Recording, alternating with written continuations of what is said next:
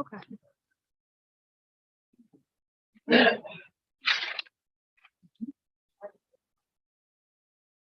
Ishmael, you want this?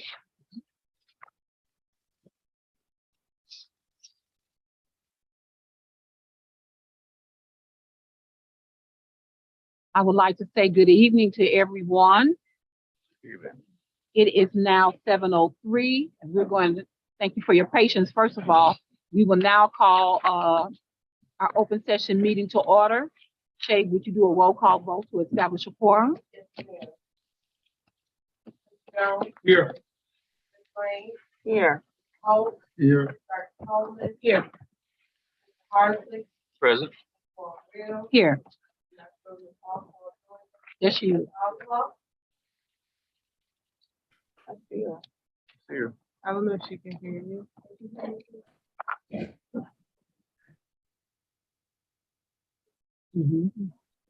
All right. May I have a motion to approve the agenda?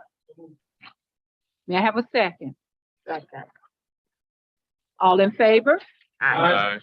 Thank you. Are there any announcements? Do any board members have announcements? Yes, Madam Chair. Yes.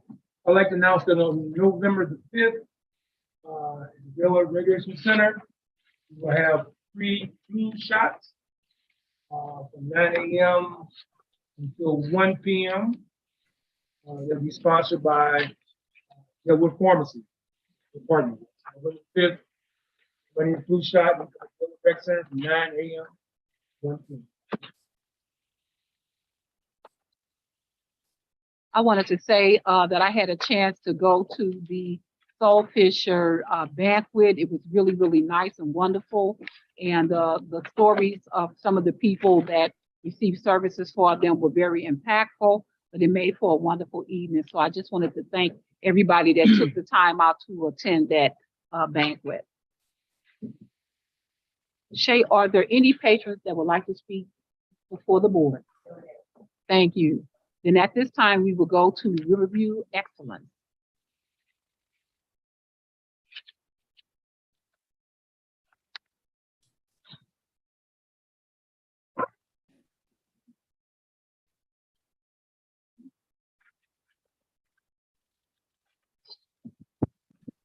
All right, good evening, Special Administrative Board members.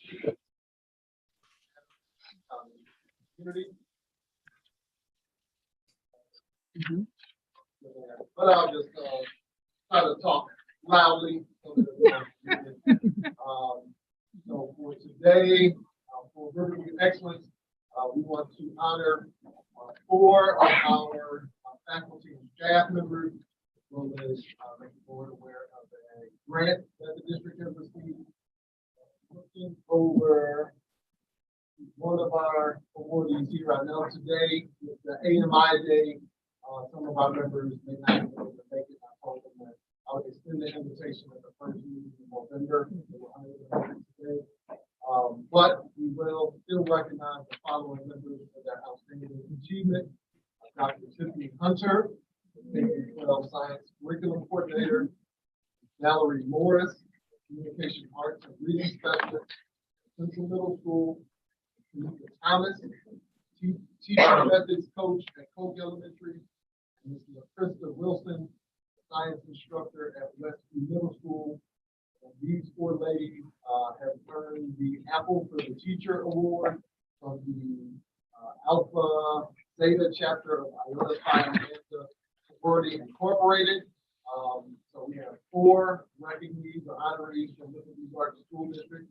So I'd like to give them a round of applause. Are any of them here? Are any of them here? Yep. And so Dr. Tiffany Hunter is present tonight. Oh, and then, I'm sorry. Tamika Thomas. Excuse me, while they're coming down, our student rep is here, she could sit at this table. And in fact, if she could sit in this seat today, so she has some input. I'm sorry. Is our other student rep here? Okay.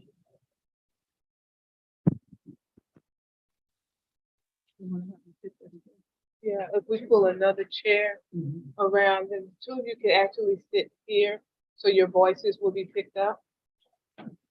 We pull one chair around.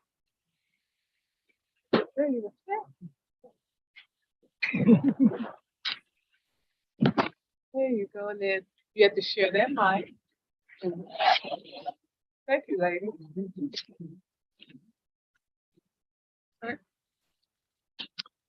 Thank you. All right, and so as I mentioned, we have Dr. Hunter and Ms. Thomas here. They will be honored on Saturday, November 19th at the Apple for the Teacher Awards. It'll be at the St. Louis Marriott Hotel. So congratulations to both of these excellent educators. If you'd like to speak or say any words. No, they said no. Well, then if we can have Dr. Pruitt Adams and Mrs. Morrill Reel come up. Sorry. I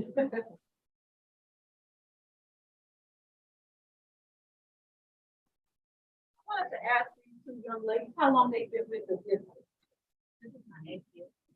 Okay, this is my 10th year. And the reason that I asked that is it makes me really feel good when I can look at different reports or see different things on school websites and what have you. And I see names that consistently come up with doing great things for our district. So, Tamika, yeah, Tamika's been around for a while, and I've seen them in a couple of times do great things in our district. So I just wanted to personally say that. Some of our people that have longevity. Absolutely. And I want to announce Miss Barbara Sharp is the president of Iota Phi Lambda sorority. So I think it's appropriate for her to come up as well. My apologies for not recognizing her.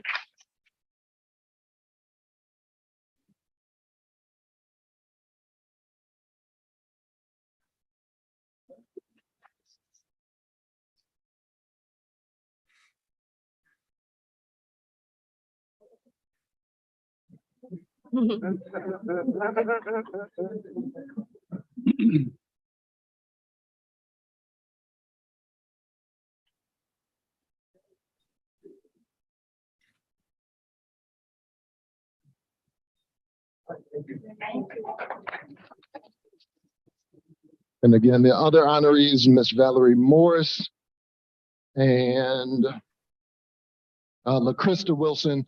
We will give them the opportunity to come up in the first board meeting in November.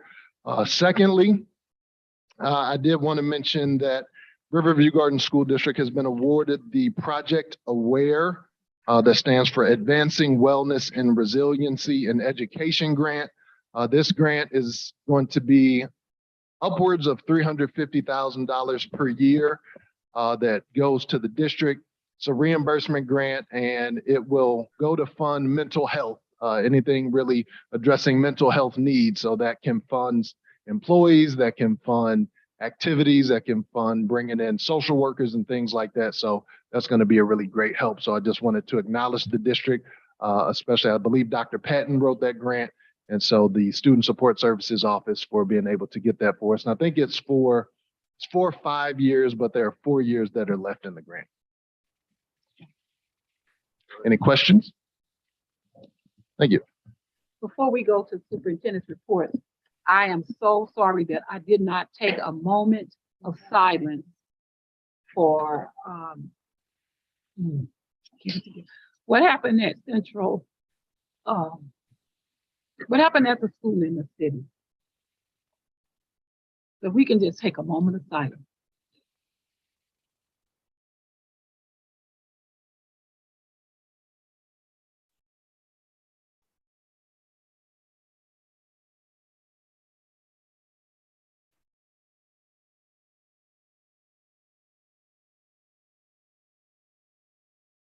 Thank you very much.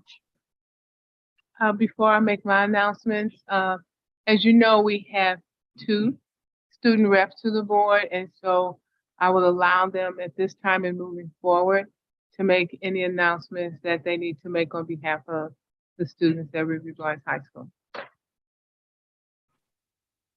You can just twist the mic over. Good evening, students at Riverview Gardens High School and Riverview Gardens School District. I wanted to say that keep your heads up during the likely time that we are in right now. I know that it may be rough for all of us, but take your mental health seriously. It's okay to not be okay, and we have those resources for you guys out there if you need to reach out.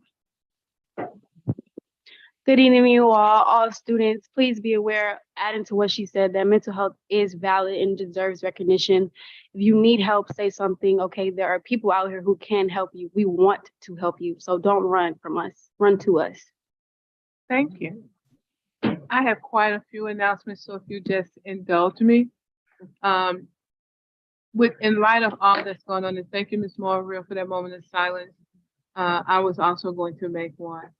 The district has its second phase of active shooter training scheduled for November 1st.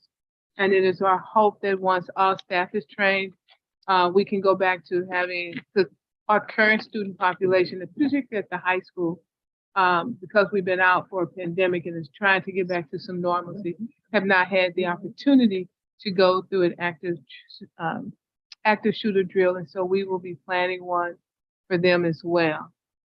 Also, November 1st kicks off American Indian Month. Also, on November 1st, we will be giving flu shots and biometric wellness for all the district employees, and that will be held here at Central Office.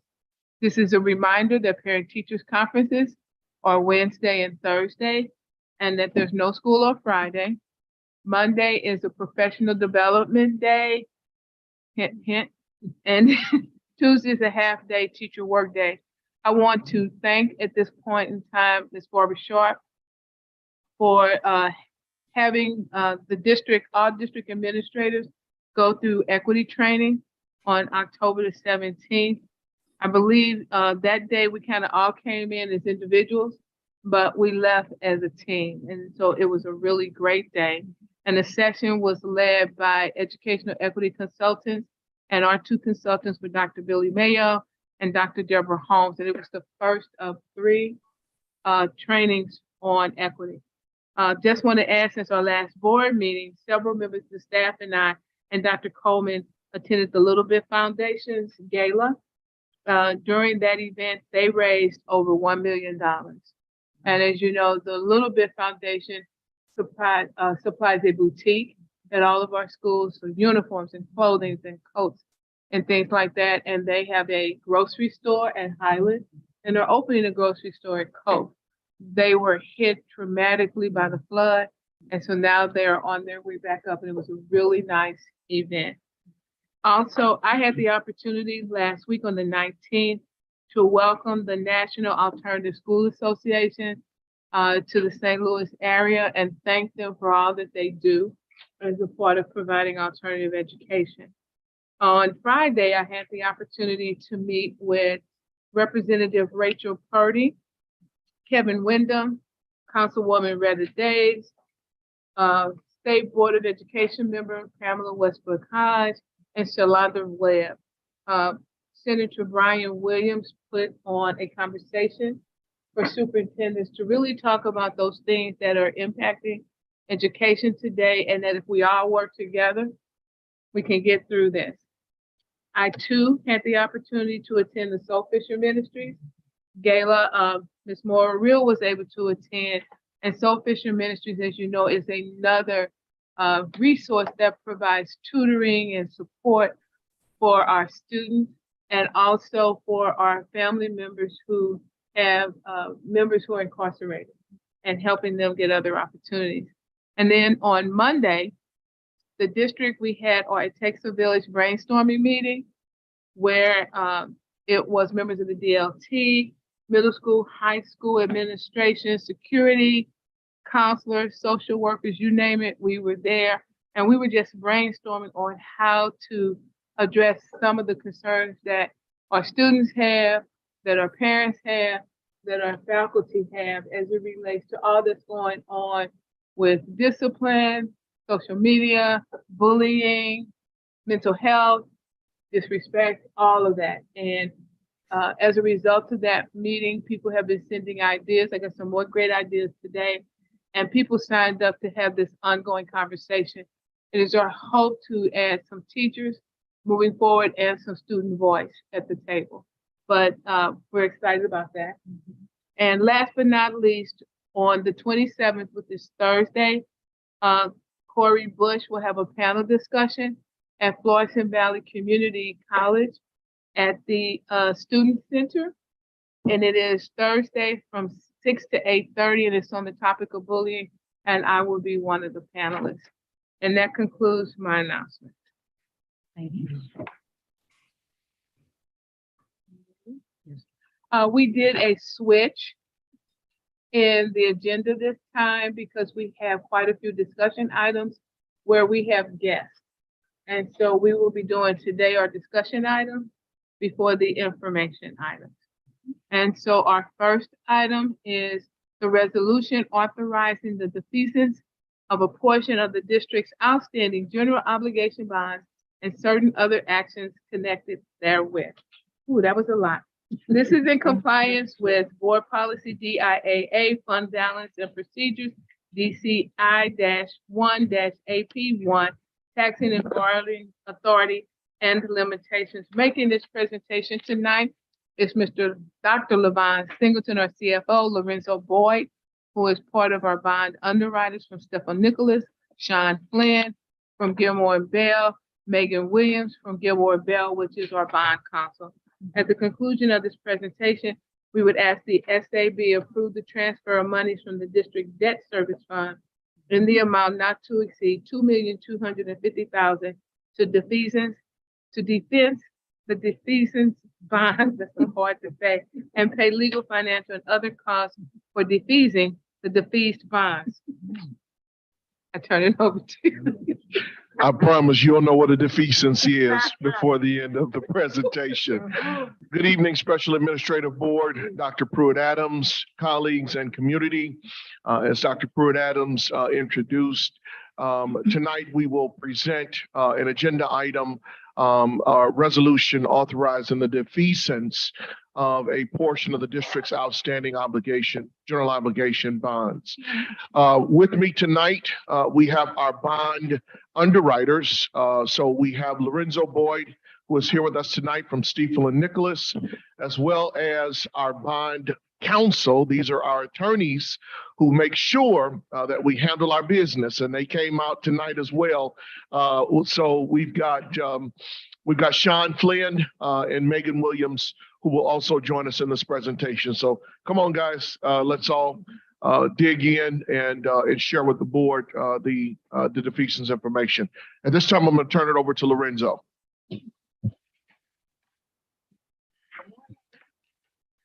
I'm not coming. Good evening, everyone. As Dr. Singleton just mentioned, my name is Lorenzo Boyd with Stiefel. I think he just likes to say defeasance. He just kind of learned how to say that the other day. But the resolution that you have in front of you that we're gonna that's up for consideration this evening. What we're doing is we're taking, as you know, the district has a debt service fund to pay off some of its outstanding general obligation bonds. So for the past couple of years, the district has received assessed valuation growth of over 10% in 1 year and 7% in another year. So that has created some excess funds in the district's debt service fund, which can only be used to pay off your general obligation bonds. So what we're doing is we're taking around $2 million it says not to exceed $2,250,000, but we're taking about $2 million from the district's debt service fund.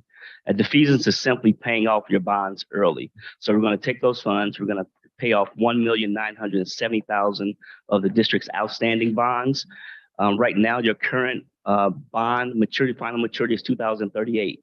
By using this money to pay off your existing bonds, it's going to take your final maturity from 2038 to 2035. So we're going to put $2 million into an escrow account.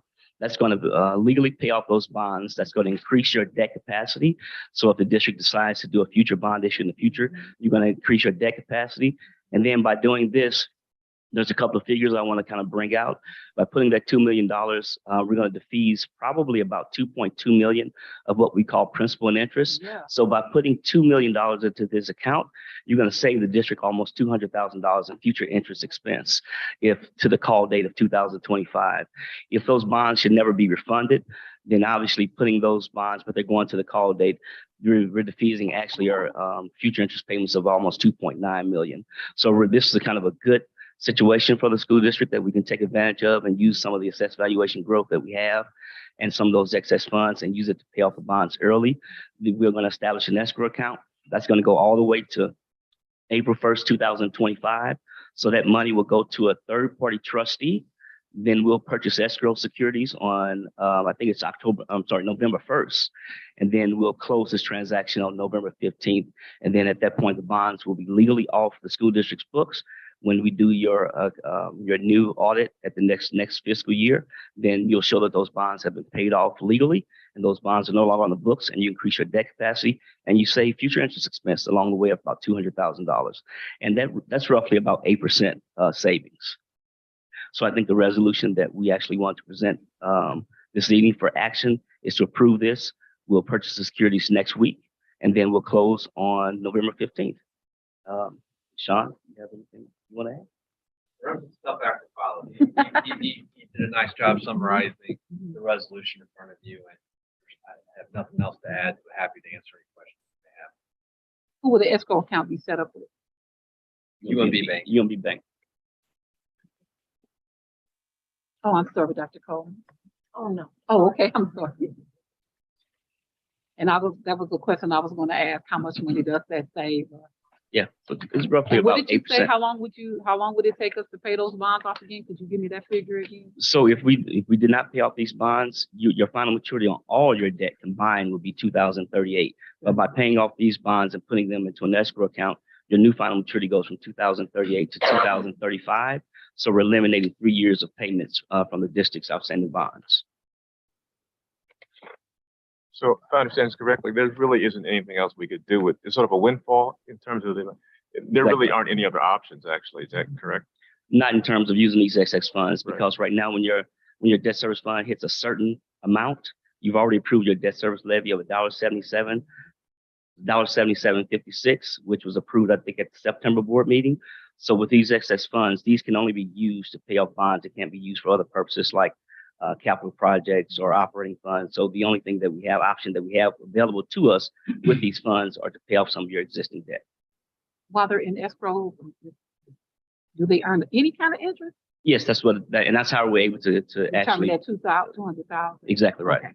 So our escrow hasn't been fully determined yet, but we're probably going to earn close to 3.5%, which, as of you know, the Fed has raised interest rates since March about 300 basis points. Yeah. They're anticipating raising at the next meeting in November about another 75 basis points, which is 0.75%, and then possibly the first Fed meeting in January. They're talking about another 50 to 75 So that basis would put us points. closer to 4 then, wouldn't it? Yeah, but we're going to purchase the escrow securities next week, so we Oh. won't get to take full advantage of those interest rate hikes. All right. Just thought I'd, try. Sure. It's worth it. Do you all have any questions? Though? Okay. Anybody else have questions? Thank you. All right. Thanks, everyone. Okay. And we are asking that be voted on at the conclusion of today's meeting. Okay, our next item is the turnaround school. Coming forth with that presentation is Ms. Barbara Shaw. This is in compliance with state statute and also in compliance with CSIP Goal 1 and Board Policy IK Academic Achievement. At the conclusion, it is recommended that the board approve the turnaround plan at the November 8th meeting. Making the presentation tonight is Ms. Barbara Shaw. Joining her is Ben Tilley from Solution Tree. Also in the audience, I believe, are Principal Keisha Fife from Lewis and Clark, Principal Travis Ford from Highland, Principal Dr. Wendy Whitfield from Meadows, in case you have questions, and Coach Dana Renner from Solution Tree. Should I get everybody? We had Dr.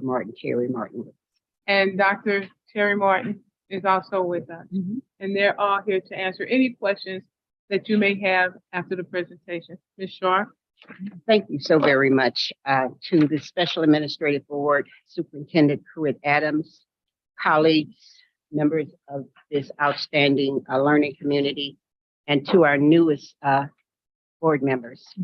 I am pleased to present to you tonight the turnaround plan for 2022, 2023. This item is presented for discussion. Before I begin the presentation, I must tell you that I'm having the time of my life. I want to say that again. I am having the time of my life. I have an opportunity to interact with great educators, not only within our district, but also nationally. And so it's a learning opportunity, and it's an opportunity for me to grow and provide support to the district. So I'd like to share that with you. Gonna have fun with this tonight. Okay. So I first want to just begin giving you some just background information with the turnaround statute. And so I have that presented for you. Primarily, that is to provide intervention and support in our district. The next thing that I have provided in this PowerPoint is some key terminology. This terminology is some things, sometimes when you're reading a document, you may have to go back because you're not sure if this word is directing you one way or directing you another way. So I provided that terminology for you just as a means of support, because as I go through and I look at the statute, oftentimes I found myself having to go back and recheck information. Next, want to talk about the priority. One of the priorities for this turnaround initiative is the fact that we are supposed to, as a district, establish a turnaround committee.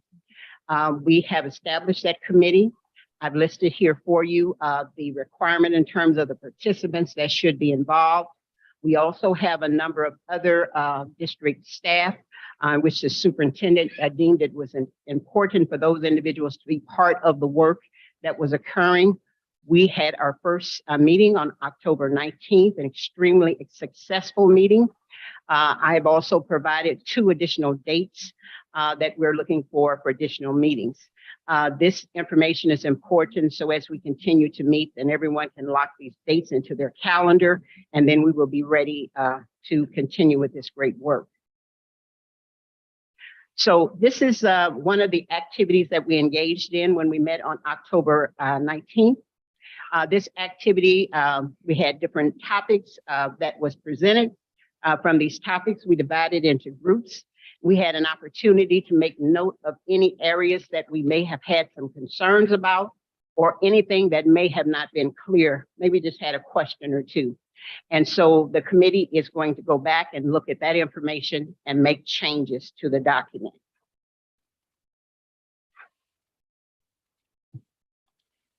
One of the things that I believe it's important for you to have this information.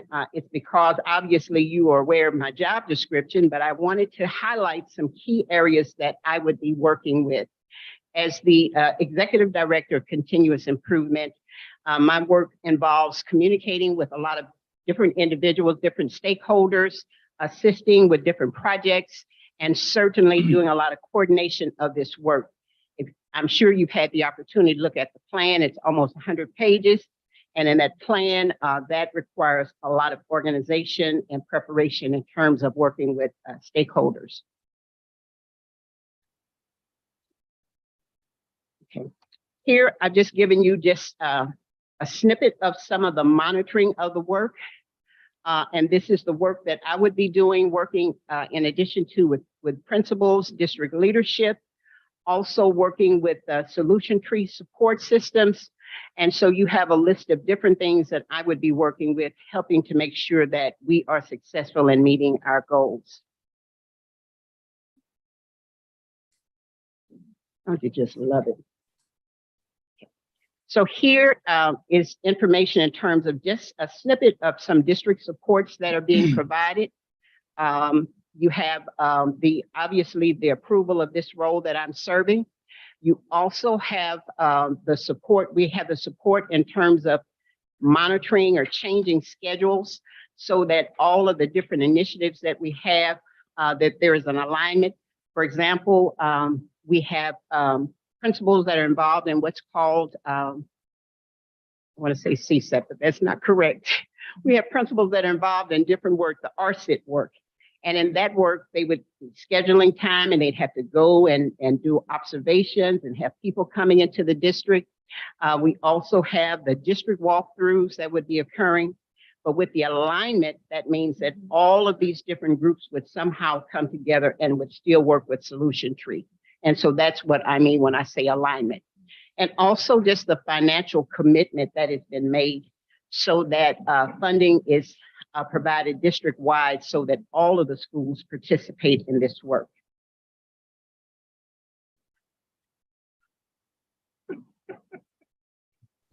Would it be easier for you to tell them when you go to the next slide?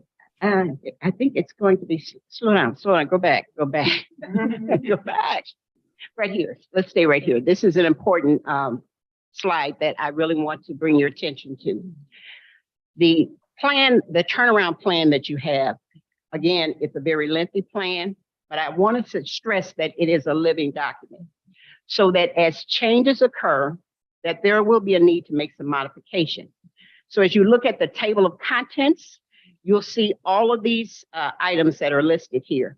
And so it kind of gives you an idea of the work that we are engaged in as we continue to plan and to move towards continuous school improvement.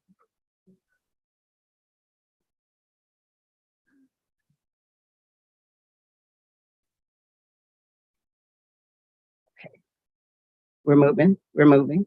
And now,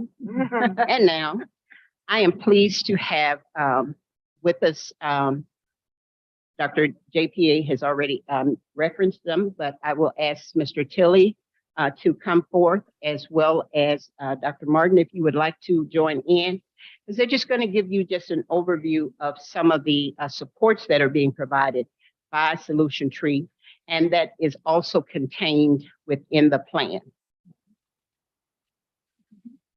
Here.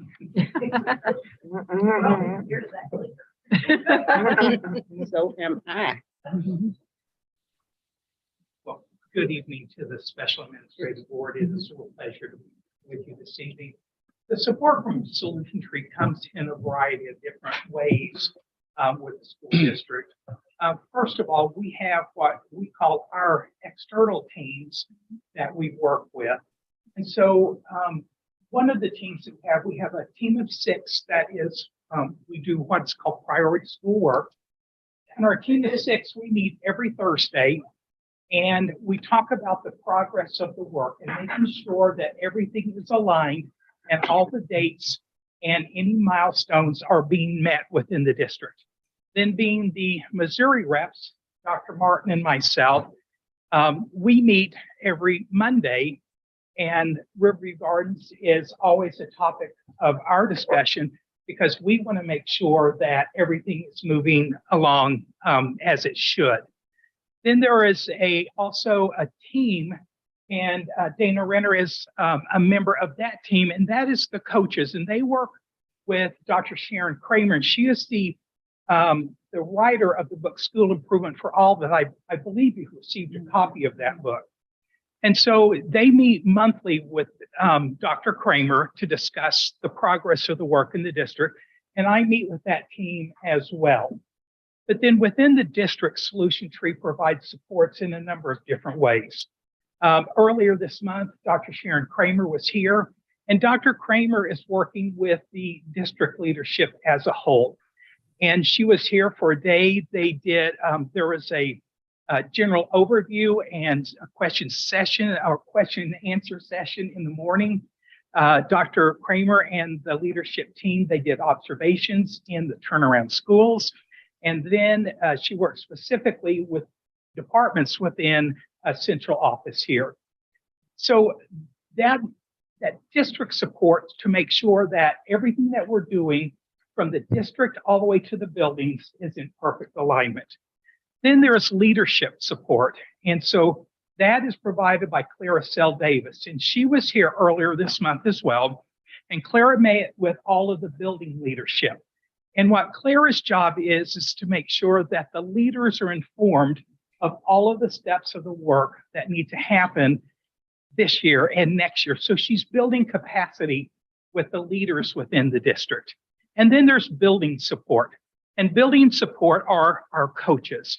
all of our coaches had to have the experience of turning a building or district around. Dana has had that experience. I was at 2 of the schools this morning, and those coaches, they have all had that experience as well. And so our coaches, they know the work. They've been involved in the work. So they're meeting within the schools. Part of what you'll see in this document is the needs assessment for each of the schools and the 30, 60, 90-day plans. And when Ms. Sharp references that this is a living document, it truly is. And these schools are meeting their 30-day goals. Many of them are well on with their 60-day goals. So we're seeing great progress and great collegial work from the leadership in the buildings with our coaches. So it has been an extremely positive experience for all of us involved in this. And then on a regular basis, I am in the district as well. I come sit with the coaches, listen to what is happening so that I can make everyone aware of the nuances that are taking place and the work that is happening in all of the buildings. Dr. Martin? So those are the supports, and as we grow in this project, we will look at in future years if it is reapproved. We'll look at what does that look like in the second years, and we'll provide more support in the second and the third year. This was considered the remedial year by the state, and so the items that Ms. Sharp showed you that are in the table of contents, those are all the items that were required from the RFP from the state of Missouri, that we address all of those items in that. And with all of the district and us working together, I believe that we have, or I am convinced we have addressed all of those components in the plan that we are submitting. So it will come back to you in November and then go to the state of Missouri for approval. Any questions?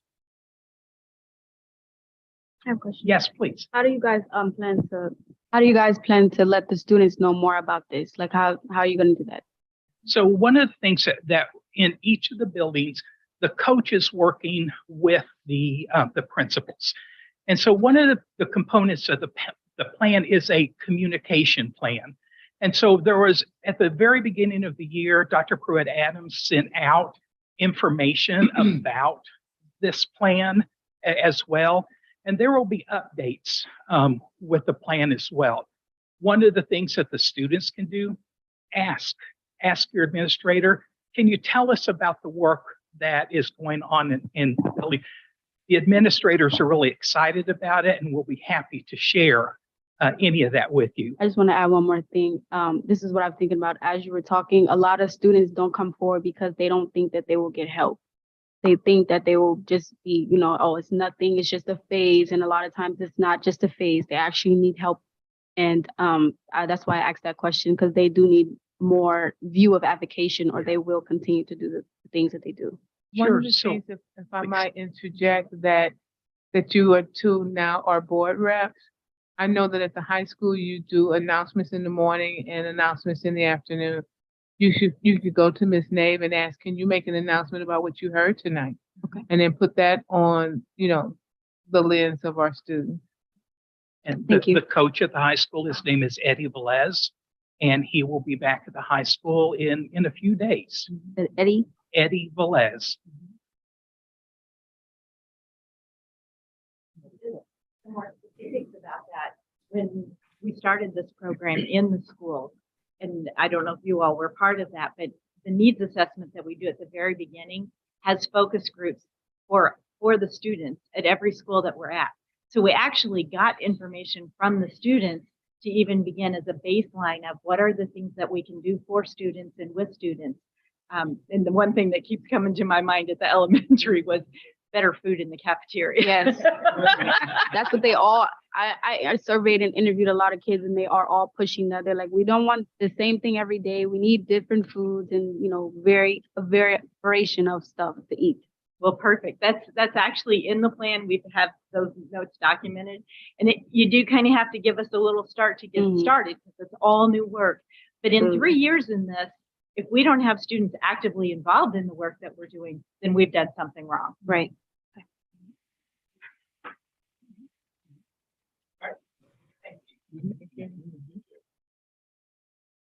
We also have the co-chair. You don't have a comment if you just want to, so that they can see you, that you're here. I believe she works with Meadows and she's also with Central Middle School. So I wanted to acknowledge her as well. I also want to point out that this first year is our remedial year, if you will. We're gathering a lot of information, and so we're putting some systems in place. And so a lot that you see in the plan, you may see some things, what may be considered inconsistencies. Maybe one person may have a sentence or two in terms of a strength, where another school may have multiple strengths. And so I just want you to be aware of that as well. So this is our remedial year. We're getting processes and systems in place. And you have to look like you're about to say something. So, Dr. Pruitt. No. Go ahead. Okay, so I want to make sure that you are aware of that. We have 3 schools that are identified as turnaround schools. Dr. Pruitt Adams identified those schools. The remaining schools in the district are what's considered priority schools. And so the district has provided support to make sure that those schools are able to have the same supports as the turnaround schools. And while we are looking at data, we'll be looking at trends to see if we can see if there's some patterns in terms of some needs and additional supports that may be needed.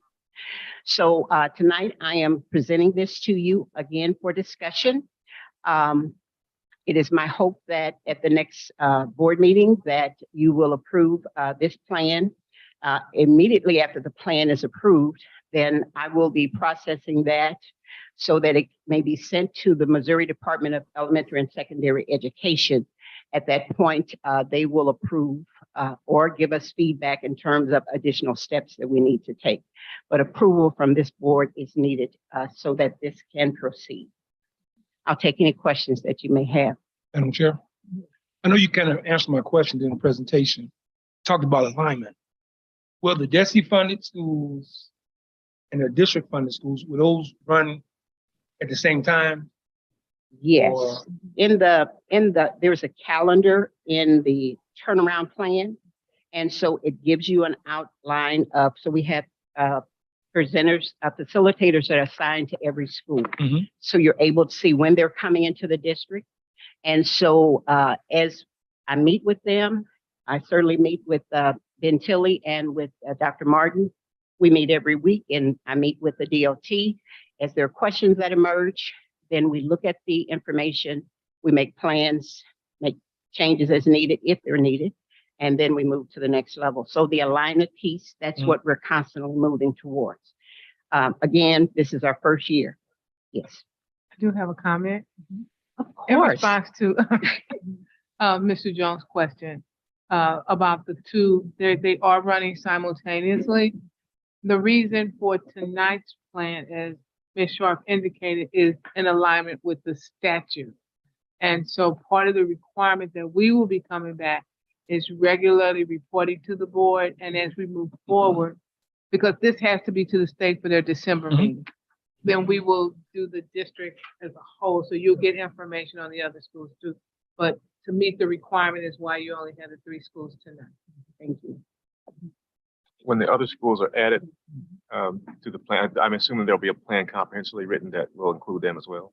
I actually have the plan for the other schools, but we simply wanted to present this information because it has to go to the State Department. So what I will be doing is coming back, giving you the information for the other schools. So I'm working on that. Thank you. 2 questions. Yes. So first one regarding the funding.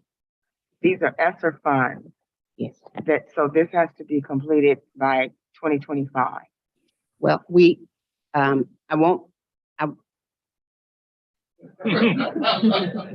some of the monies, Did you the see my monies move? for the priority schools, the schools that are presented today, that's state money. And that money is coming from the state, and that is guaranteed for 3 years. So the schools that we're using our ESSER dollars to fund the other 9 schools, ESSER funds have to be spent, ESSER 3 funds, by September of '24. And so we're looking to make that final payment prior to then, which will carry us through the end of that school year. So we should be okay in terms of meeting that 3-year obligation with Solution Tree. Okay. I'll wait on the second part about that, but Dr. Sharp, Not Dr. Not but Dr. it's- Sharp. I'm working on well, it. I put it in the atmosphere. How about I that? appreciate it. I appreciate it. Thank you. I read the STP, Mhm. something training plan, school training plan, School turnaround plan. school turnaround Yes. plan. Did you write that? That was a collaborative work that occurred. Well, I would like to commend all of you all who wrote it because it was very easy to understand. There was simple, it was very direct, straightforward. You don't have to be an educator to understand it. It was very well written. As Mr. Tilley was working with the plan, one of the things that he talked about was going in, pulling out the components of the requirements from DESE and making sure that as the plan was being written, that there was complete alignment. And so, yes. So, thank you. Thank you. It's not a question, but a comment. I'm very pleased to hear that as you do your 30, 60, and 90 goals or whatever, that you are all on target. That's very encouraging to hear. It is, and the principals that I've communicated with are really excited about the work. You know, some of them talk about, you know, it takes them out of their comfort zone. They have some other things. Obviously, they're leading a school, but the power is in the collaboration and the work that is being done. So kudos to the principals as well. Thank you. Thank you. Our next item is the calendar revision for 22-23 Wellness Days. Making this presentation is Ms. Monica Williams, Assistant Superintendent for Human Resources. And at the conclusion, this is also in compliance with policy IC, academic calendar, GCBDA, professional staff short-term leave, GCBDA support staff, GDBDA support staff leave, and CBA 5.3 work year. We would ask at the conclusion of the presentation that this be approved tonight, and we will come back at the next board meeting with new board member dates. Good evening, Special Administrative Board, Dr. Pruitt Adams, colleagues, and community and our student representatives. Tonight, I will be presenting the item for the 22-23 school year calendar revision regarding wellness days. And we are asking for this. We are still dealing with the burdens of the pandemic, staffing shortages, social emotional challenges with our students and with our staff. And we believe that this will allow our staff to continue and end the school year on a strong note. So with this, you see the budget impact. And so for our hourly employees, there's a budget impact because they are only paid when they work. So having those 2 days off, we are going to pay them. We're recommending that if you approve it. And so you see the budget impact. Also, regarding the teachers' work days, the teacher contract, they're contracted for 188 days. If we forgive 2 days, then they will work 186 days this school year. And in terms of student attendance days, if the 2 days are used as wellness days, we will still meet the DESE state mandate for student attendance. Elementary and middle school will end with 1,064 hours, and the high school will end with 1,058 hours. Are there any questions? You just answered the one I was going to ask about if it met the mandate. Yes. Any other questions? Any other questions? Okay.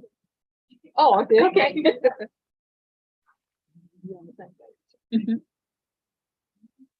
Thank you. But don't go anywhere. Our next item, item 8D, is policy recommendations. This is in compliance with District Policy CH, policy implementation and dissemination. And making this presentation is Ms. Monica Williams. And we would ask that on the next meeting that these policy recommendations and revisions be approved as presented. Ms. Williams? Okay, this is for policy GCPB, which is resignation of professional staff members. And so our legal counsel made a recommendation for us to update our policy so that it will reflect the language that is already in our teacher contract regarding liquidated damages and how the payments are to be handled.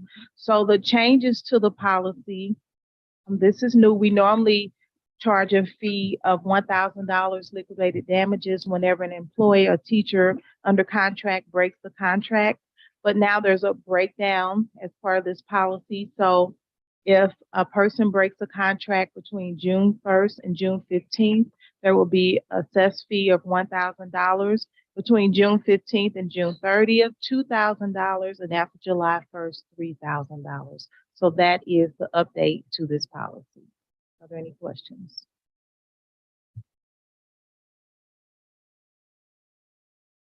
Why are we doing this? So one of the reasons why we're doing this is because it takes a lot for us to, of course, fill positions after someone has signed a contract. So this is also to discourage them from signing a contract and breaking it, but it's also to cover the cost and the manpower that it takes us to try and fill the position. Okay, so the longer you wait to break a contract, the more you would be assessed. Also, this is in line with area school districts. And so with the policy committee, we didn't just land here, we also reviewed policies from other school districts regarding liquidated damages. And then we inserted what we thought would fit best with our climate.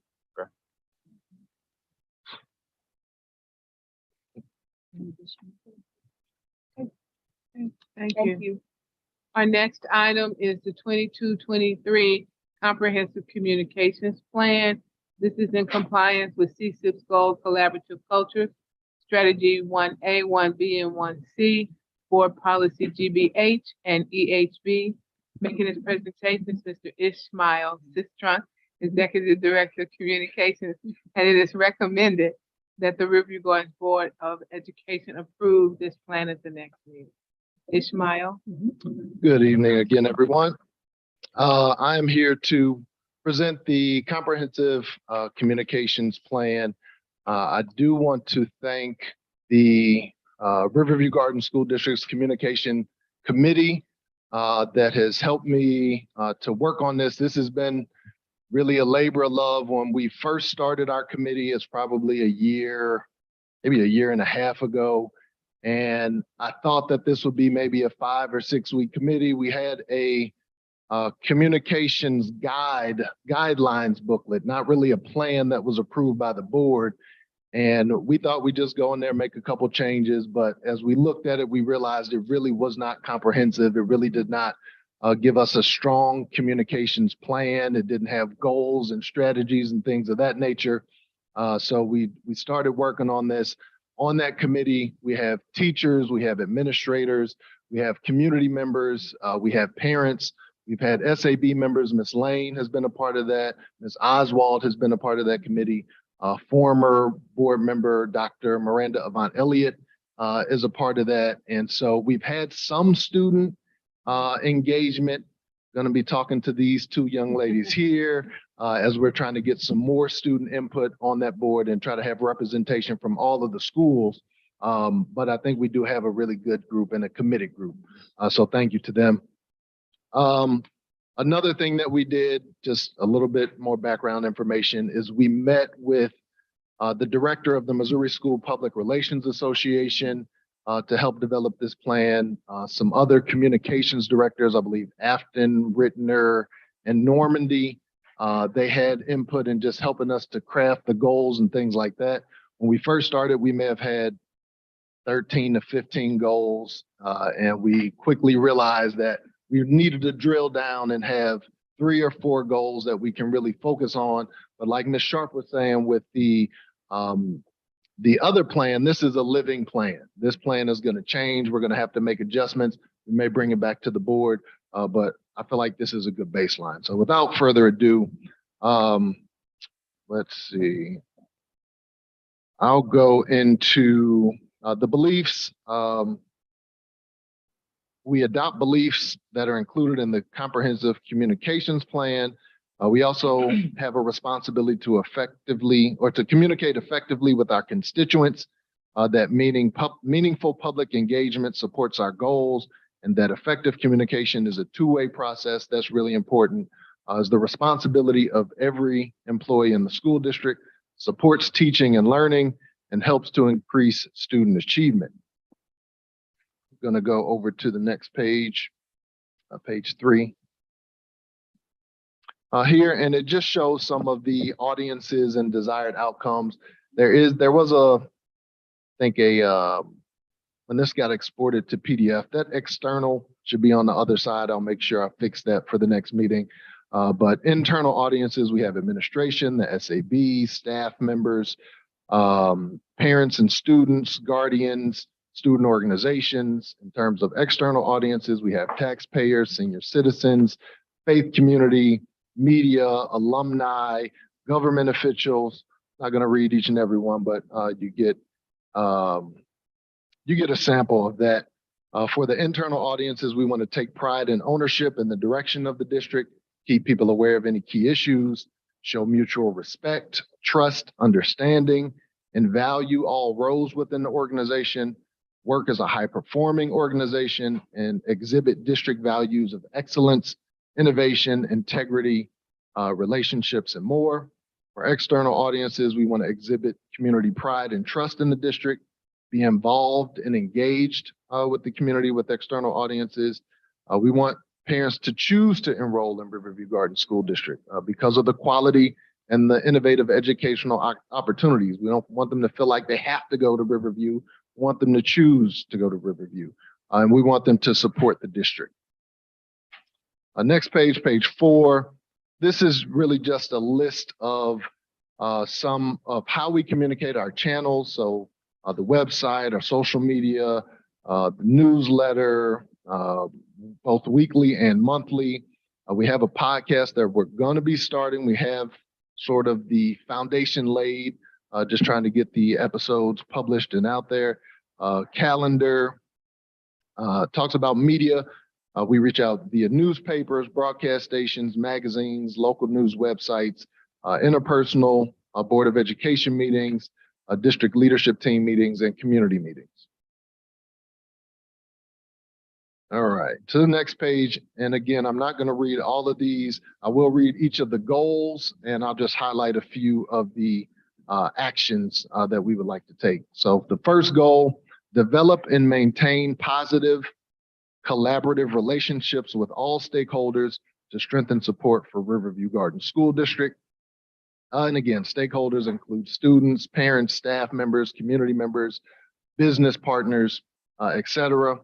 Some of the actions that we'd like to take, utilize Nextdoor. I'm always going to shout out Nextdoor because when I got here, it was made very clear to me, hey, you have to be active on Nextdoor. I know that's important to the community, and it's actually helped to build relationships with community members. Hosting town halls. We just had a town hall a couple of weeks ago, and I know we'll be having some more in the future. Adding community events to the electronic board. Right now it's down. You may have noticed it's black. We had some technical difficulties, but they'll be coming out with the new equipment to install that and get that back up and running. Again, two-way communications with local mayors and other elected officials, and publishing board briefs or the weekly 5 things that you should know that go out. Next page, this just shows some of the goals that we have even for social media, just trying to make sure that we're being intentional about what we put out on social media so that we can grow our audience, so that our young students, that our staff members, that's a key way that people get their news and information now. And so we just wanted to set quantitative and qualitative goals that we can reach to make sure that we're being effective in that light. I'll go to the next page. The second goal, page 7. Improve climate and culture in Riverview Garden School District. That's an important one. Of course, we've done some surveys. We currently have a survey right now. It's the DESE survey that has gone out to parents, to students, and to staff members. And so just a reminder to everybody, fill that out if you're in the buildings. But ways that we want to do that, we're going to conduct annual surveys. We're going to partner with churches, community organizations, partners, etc. We're going to have SMILE training for all of our secretaries. That's basically customer service training. Make sure that we are having a positive interaction with the community when they call into the schools and things like that. And Riverview Excellence, we've done it for a while, but we haven't always brought people here to the boardroom to receive that acknowledgement. So that's a piece of that as well. Next page, third communication goal, improve the image of Riverview Garden School District through parent, community, and media relations. That includes sending out press releases to local media, creating video announcements. Dr. Pruitt-Adams recorded 2 of them yesterday, which are always well received. I try to do some as well. And conducting neighborhood walks and other community outreach efforts. That's something that we haven't necessarily started to do yet, but we want to do more of that, and that's built into the plan. So those are the goals. Next, we just have some information on working with the media, letting our employees know that working with the media is not a bad thing, but you have to do it in the right way. Any media inquiries should come through the Office of Communications or through the Superintendent of Schools. Now, we may designate other people to speak to the media in certain situations, but we just want to make it clear that people shouldn't just be calling reporters or talking to reporters, answering questions without it going through the official channels.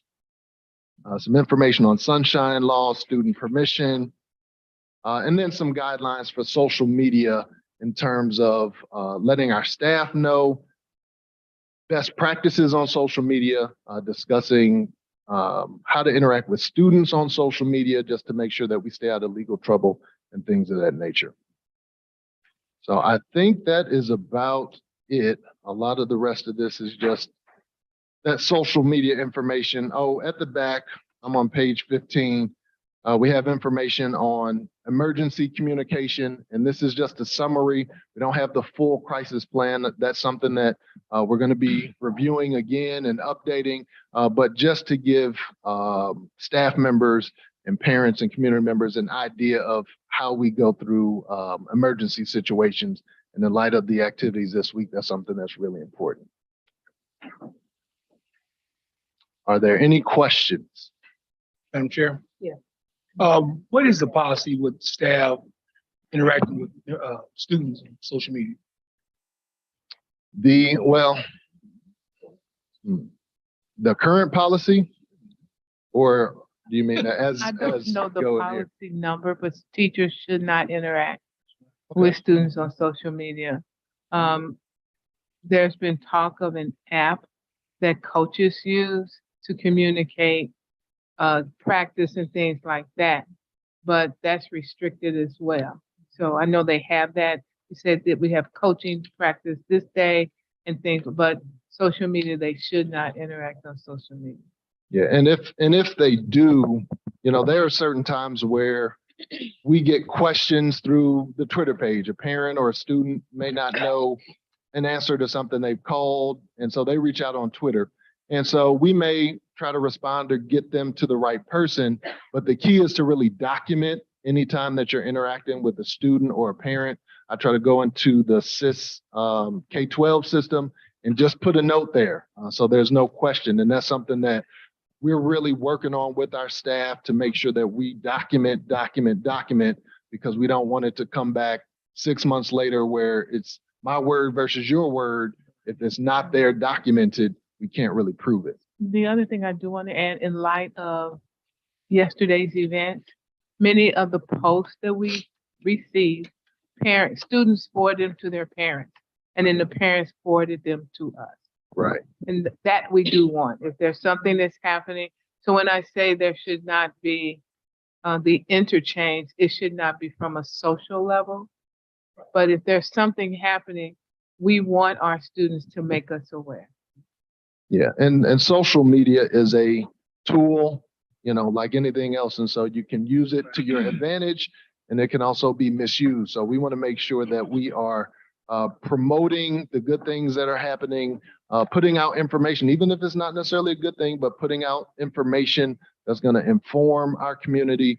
So we do say that unless a student has an opt-out for the photos, because all parents can say, I don't want my child placed on the internet. But we do tell teachers, hey, highlight the great things that are going on in your class. You can put that on Facebook, put that on Twitter, as long as you know that student is not prohibited from being shown.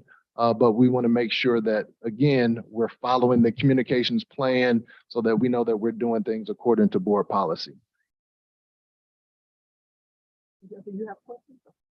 Quick question regarding Yes. to the DESI survey, just to clarify that you sent over an email last week to the Yes. district worldwide. To the district wide.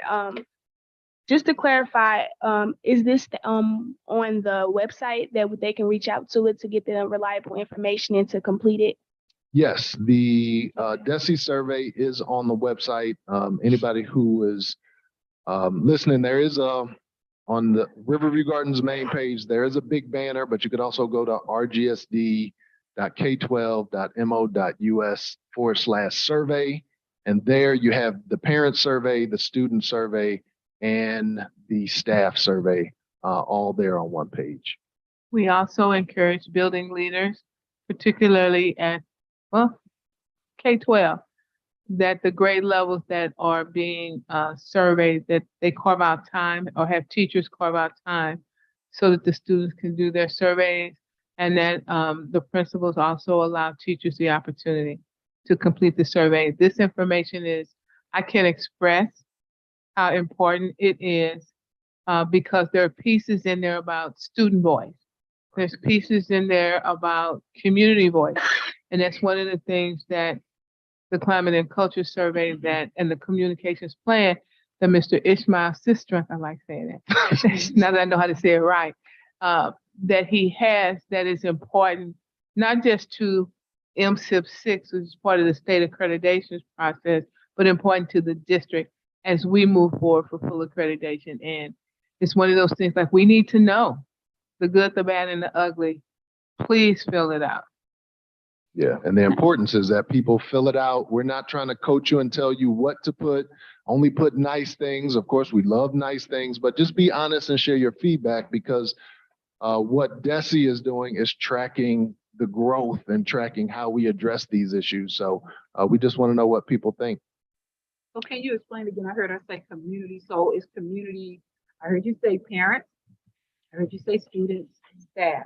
So can community. For this survey, no. When we did the district-led survey, we did send out a community piece. We're a pilot program for DESI's survey tool. And in this one, it's only for parents, students, or staff members. And it's only for staff members that are in schools. So like as a central office employee, I didn't have a survey to fill out because there's no central office. There's only a link for each school. And so for the parents, it would be the school that their children go to. If they have multiple children, DESI would like them to fill out a survey for each school or how many of the schools that they have children attending. I just want to clarify. Yeah, and I think if we go back to doing surveys in-house, then we will definitely get that community voice. But this is something that DESI really set up everything for this. We joined that pilot program, and so we're using their services. Thank you.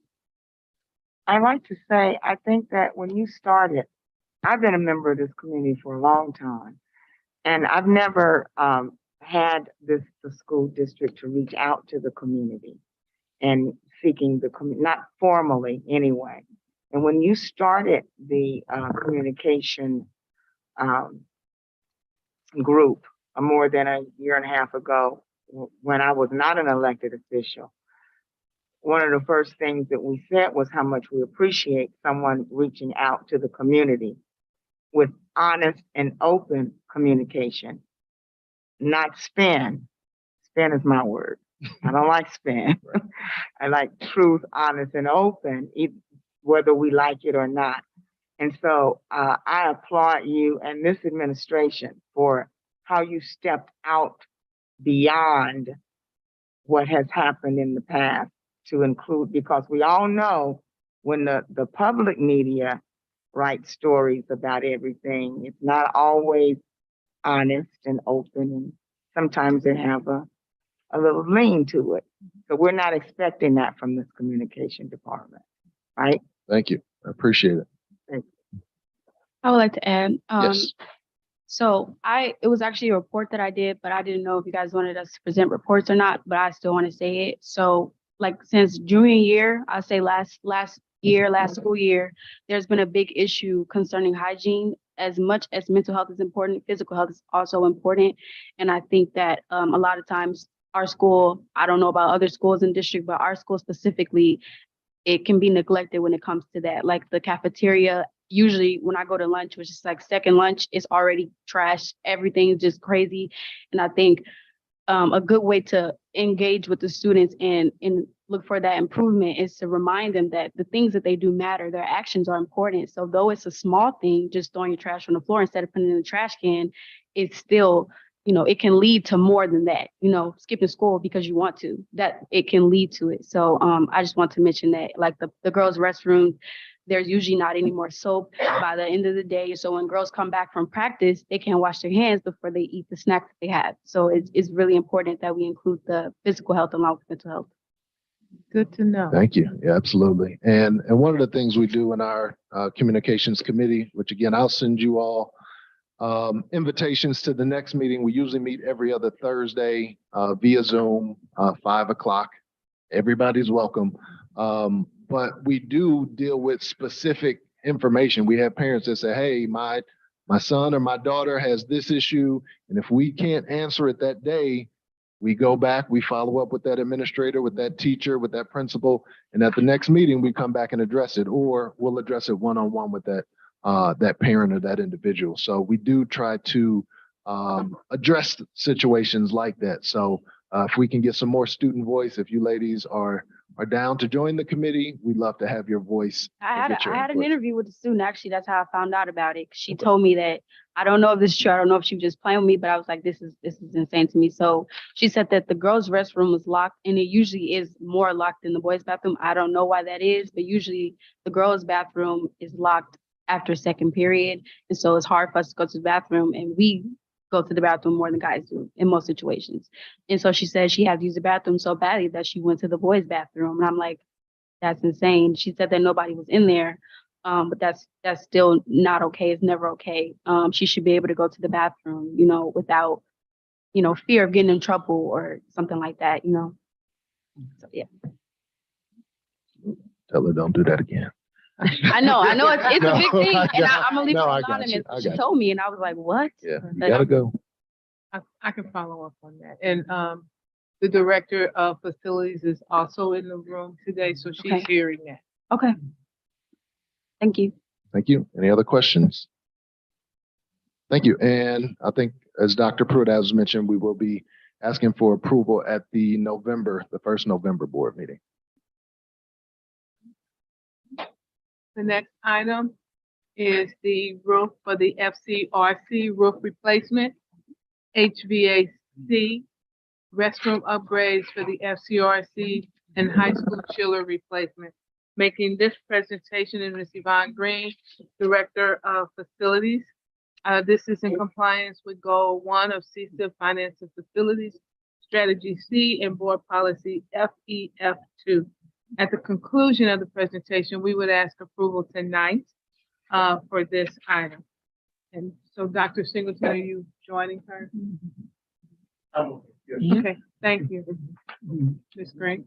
Good evening, Special Administrative Board, Dr. Joy Land, colleagues and community.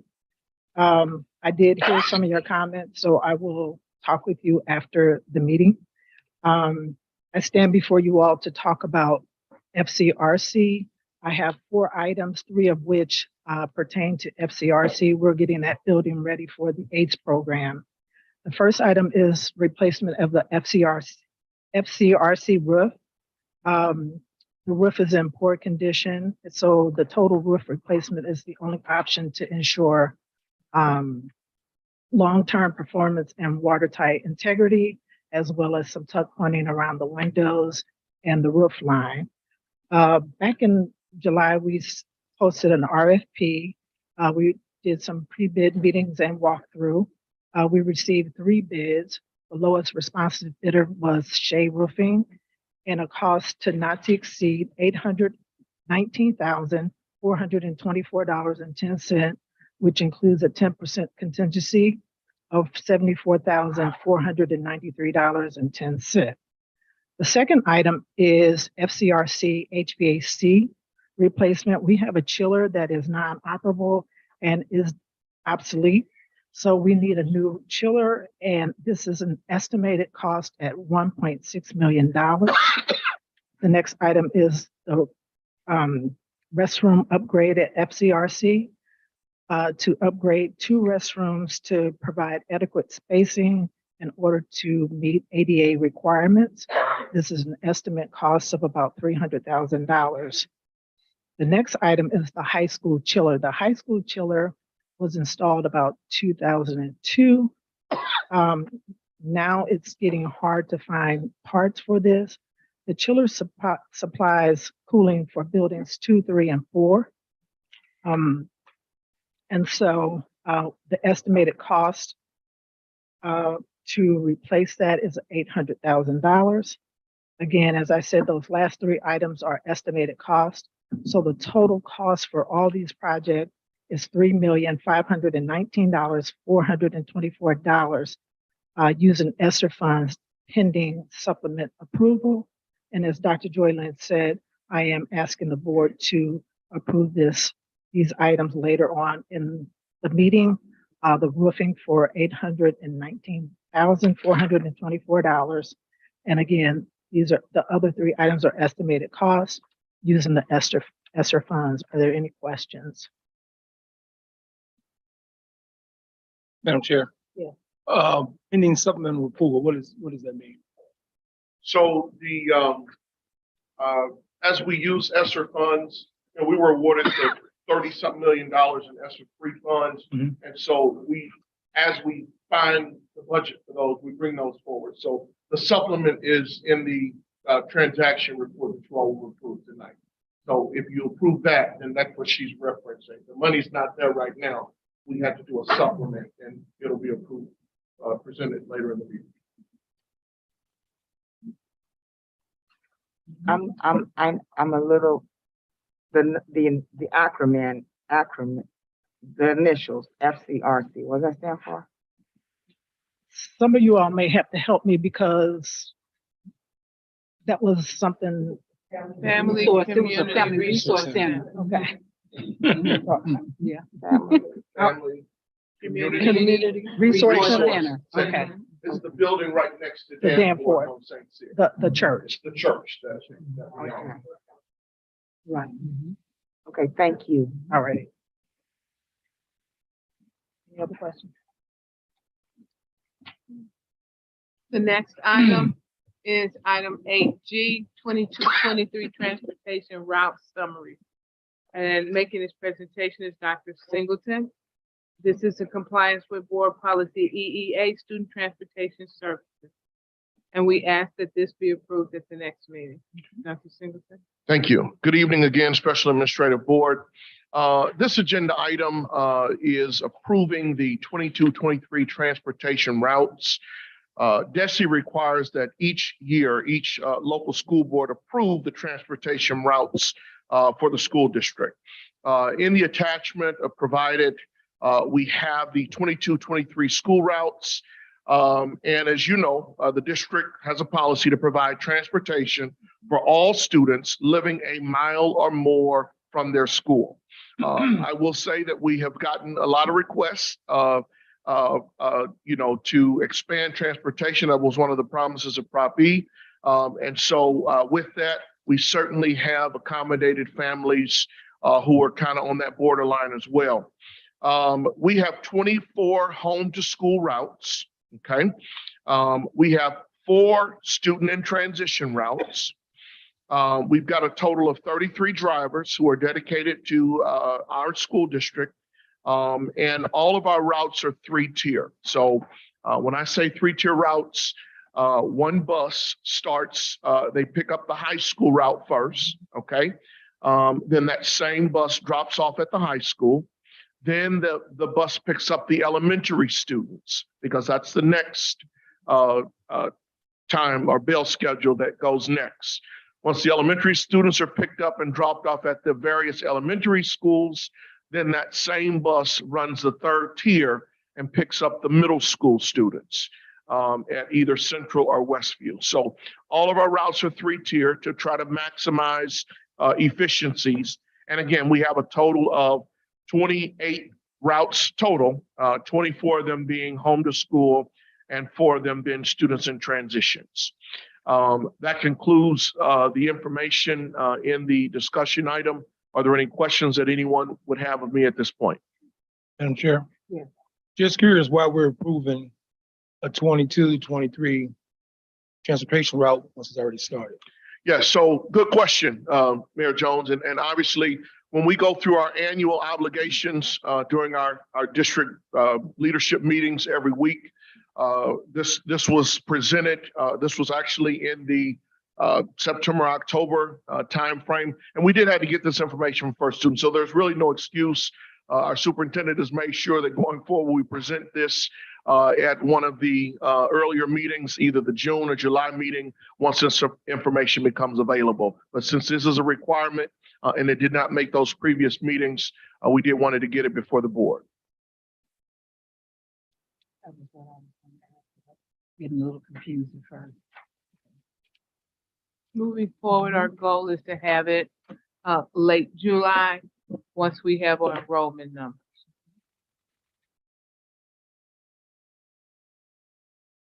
Well, let me ask this, since it's already, do you anticipate next year there being any necessary changes that might take place?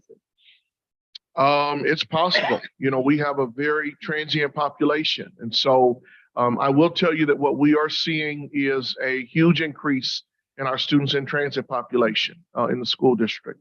And you know, as a student in transit, we are required to identify and support them with transportation. And so I do think that we will see an increase in our students in transition, but we have been able to manage and stabilize the roughly 24 home to school routes that we service in our district. That's been pretty consistent. I do want to add that if you recall, I think it was the last board meeting or the one before where Ms. Williams brought forth a request to increase staffing.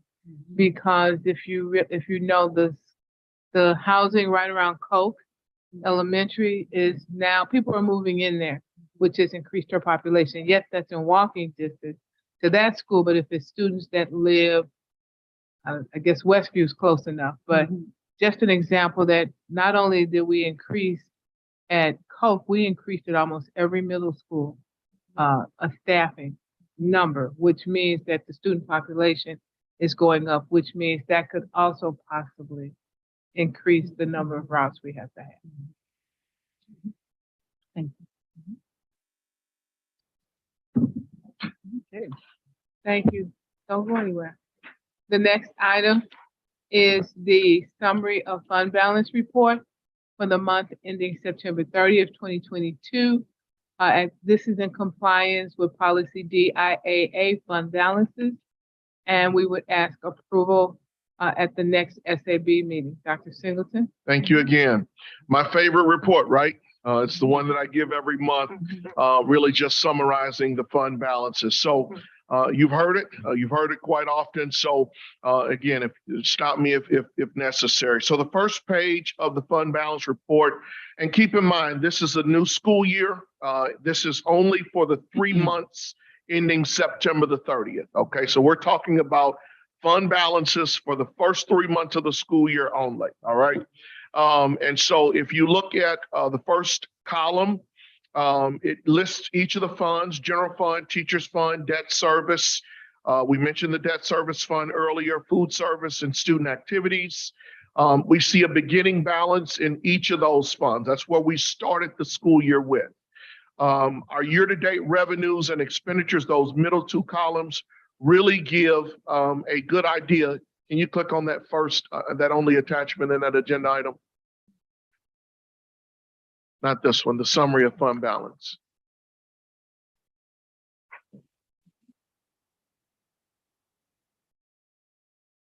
Yes, thank you. Second page.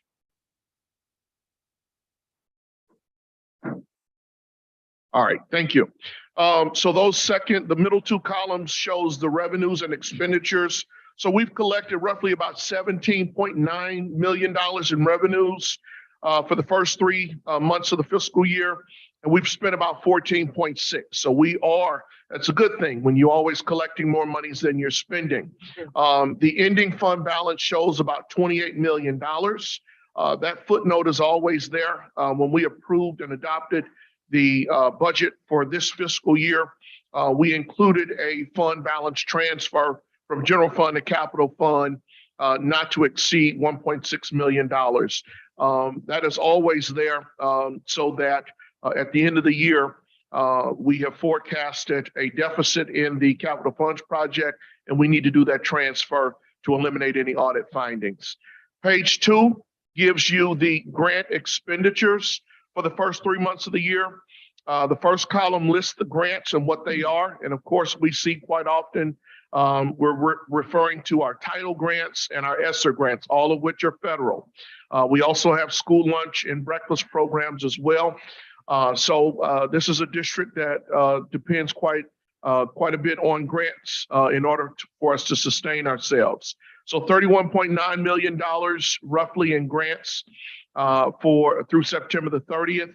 An encumbrance is a purchase that's been obligated, but it has yet to be paid. Okay. So in this instance, we've identified the obligation, and we're just waiting on either the merchandise to come in so that the final bill can be paid. And so that's what sits in an encumbrance column. Actual, the 3.3 million shows what we've actually spent. And so that's there. And then our available budget, it's what's remaining after you take away the encumbrance and the actual expenditure. Same thing on the next page for grant revenues. You'll see about $36 million, $36.6 million. We received about $6.7 million. So you see we've got quite a bit of ways to go. Still almost $30 million to collect in grant revenues. Moving forward, the next page, page 4, talks about revenues for the first 3 months, and we look at them by fund, okay? As you all know, the revenues that we receive in this school district have to be appropriated to a certain fund. So we see what goes into the general fund. Roughly, we have collected about $7.7 million in that third column. In the teachers fund, about $6.4 million. Debt service, $1.3 million. And again, I'm in the actual column, the third column over, and about $1.8 million in capital funds, food service, and then student activities, the local funds accordingly. So that's that 17.9 million we talked about on the previous couple pages. The next page looks at the expenditures in the same 3 months time frame by fund. So we've spent about $7 million so far, third column over, FYTD, fiscal year to date actual. In the general fund, we've spent about $7 million. Teachers fund, about $6.7 million. Debt services fund, $750. Capital outlay, food service, and those funds are shown there respectively. There's a $14.6 million that we mentioned earlier in expenditures. Also, the last 2 pages show our revenues year to date from year over year. So we're saying, where were we this time in 2020? Where were we at this time in 2021? Where were we at this time 2022? So if you can look at our general fund and start from the right column at 2020, We had about $4.6 million this time in 2020. In 2021, we see about $3.6 million. And then in 2022, obviously, we see roughly about $7.7 million. We all know what the culprit of that is. Miss Lane, it's your favorite acronym. It's ESSER monies, right? And so again, that's the increase in funds that you will see year to year in all of these categories. It's typically, well, at least in the general fund and the teachers fund, you will see that there are ESSER funds that we have at our disposal, okay? The last page shows the expenditures year to year from 2020, 2021, 2022. Where were we spending monies, okay? In the general fund, spent about $4.7 million in the last column. In 2021, $5.4 million. In 2022, we've spent almost $7 million year to date. Same thing with the other funds, $3.8 million in 2020, $6.6 million in 21, and about $6.7 million in 2022, okay? So that information, again, is here, and you've seen it in several versions and several formats. Are there any questions for me at this time? Thank you. Thank you. The next item is a discussion item, the Special Administrative Board Goal Development. Tonight, the Board Special Administrative Board will discuss the proposed goals that fall under community engagement, academic excellence, fiscal responsibility, board effectiveness, health, clean and safe environment, technology, personnel, district climate and culture, and superintendent effectiveness. This is in compliance with CSIP Goal 1. And board policy BBA, school board powers and duties, policy AF, accountability, commitment, and accomplishment. It is recommended at the conclusion of the discussion that the board vote on their goals later in tonight's meeting. I now turn it over to the board. Thank you. And board members, we were all, we had a discussion where I showed you some goals that were established, but that were not concrete. I then asked that board members, if you had any additions or any deletions or whatever, that you timely let Shay Fields know so that we could have this discussion regarding the board. I do want to make one comment based on a communication that I received. It is imperative that boards do have goals, because the goals that we establish are more or less the marching orders, or the things that we use to be the marching orders for our sole employee, the superintendent. And that helps her to determine the direction that she is going to take the staff of Riverview Gardens. So someone was concerned about us having goals, but there in MSBA, if you look under new board members, there is a section in there where they specifically talk about goals and developing a strategic plan based on those goals.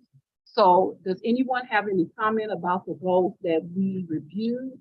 Are there any changes that you feel need to be made? Madam Chair, I think the goals that are set here to work on are perfect. Right? What I will ask is that once these goals are adopted, that there's a plan as well as communication plan. Needs to be, the community and stakeholders need to know our goals as well. Staff, employees, and students, they need to be in the community to know what this board has as goals once we. And I like the concept that I heard repeated several times about it being a living document. I think that it's important for it to be a living document. Anyone else? I don't think I understood at all. Oh, okay. Because I am confused about the collaboration with the superintendent and the district leadership team. Is that something we formally do? Because I was under the impression that the superintendent, the district leadership team works directly with the superintendent. Well, they do, but again, board members serve on various committees. If you, as you heard, you serve on the communication committee. So you collaborate with staff, you collaborate with whoever else is on that committee, you all collaborate to put that booklet together. Your ideas are important, so you collaborated with them in that respect. And so, as we serve on the various committees and things that we serve on, we collaborate with staff, with students, and what have you. So it is important that we have that. That is a key part of what we do as board members. Okay, so I didn't understand It's that. okay. Okay, It's okay. thank you for your explanation. Any additional comments? Were there any additions that you would like to see? I just think that the community engagement portion of it is really imperative for us as board members. It's my impression that a lot of really excellent things are happening here in this district, and that so many people in our community just don't know that. So I would place a real high emphasis on us being ambassadors in the community for the district to the degree that we can. Ambassadors in the district. Ambassadors for the district. I like that. Ambassadors for the district. Champions I for the agree district. with Mayor Jones in that communication piece is so important, especially as we move toward a fully elected board. And so it's important to show the community what their elected officials are actually doing, because people want to know this. What are you doing? Are you there? What are you doing? Exactly. So this puts it out there. Okay. Are there any additional comments regarding this? Well, I thank you. The next item is tied to, that's it. All righty then. Now we go into the information items. Oh, no, it's not. There's one more. I went to the wrong place. I'm sorry. Let me go back over. Oh, charter schools discussion. Sorry about that.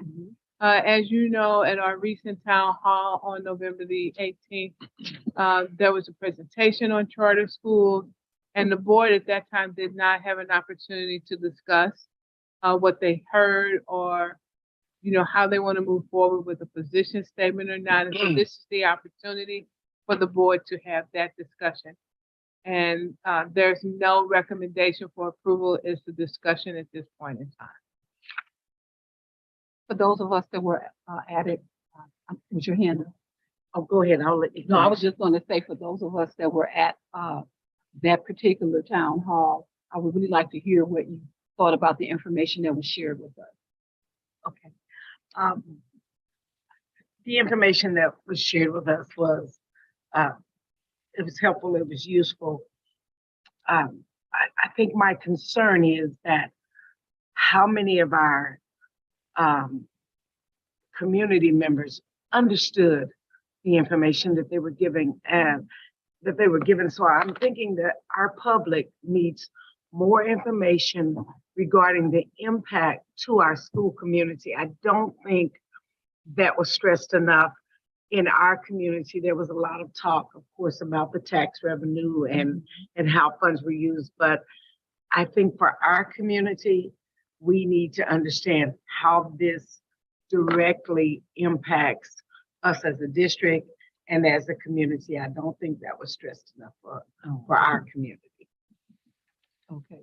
Any additional comments? I didn't think the handout that was presented that showed the requirements for charter schools versus the requirement for public district was very informative. And somehow that needs to get out to the community some kind of way. I think we need to get ahead of this because it's coming.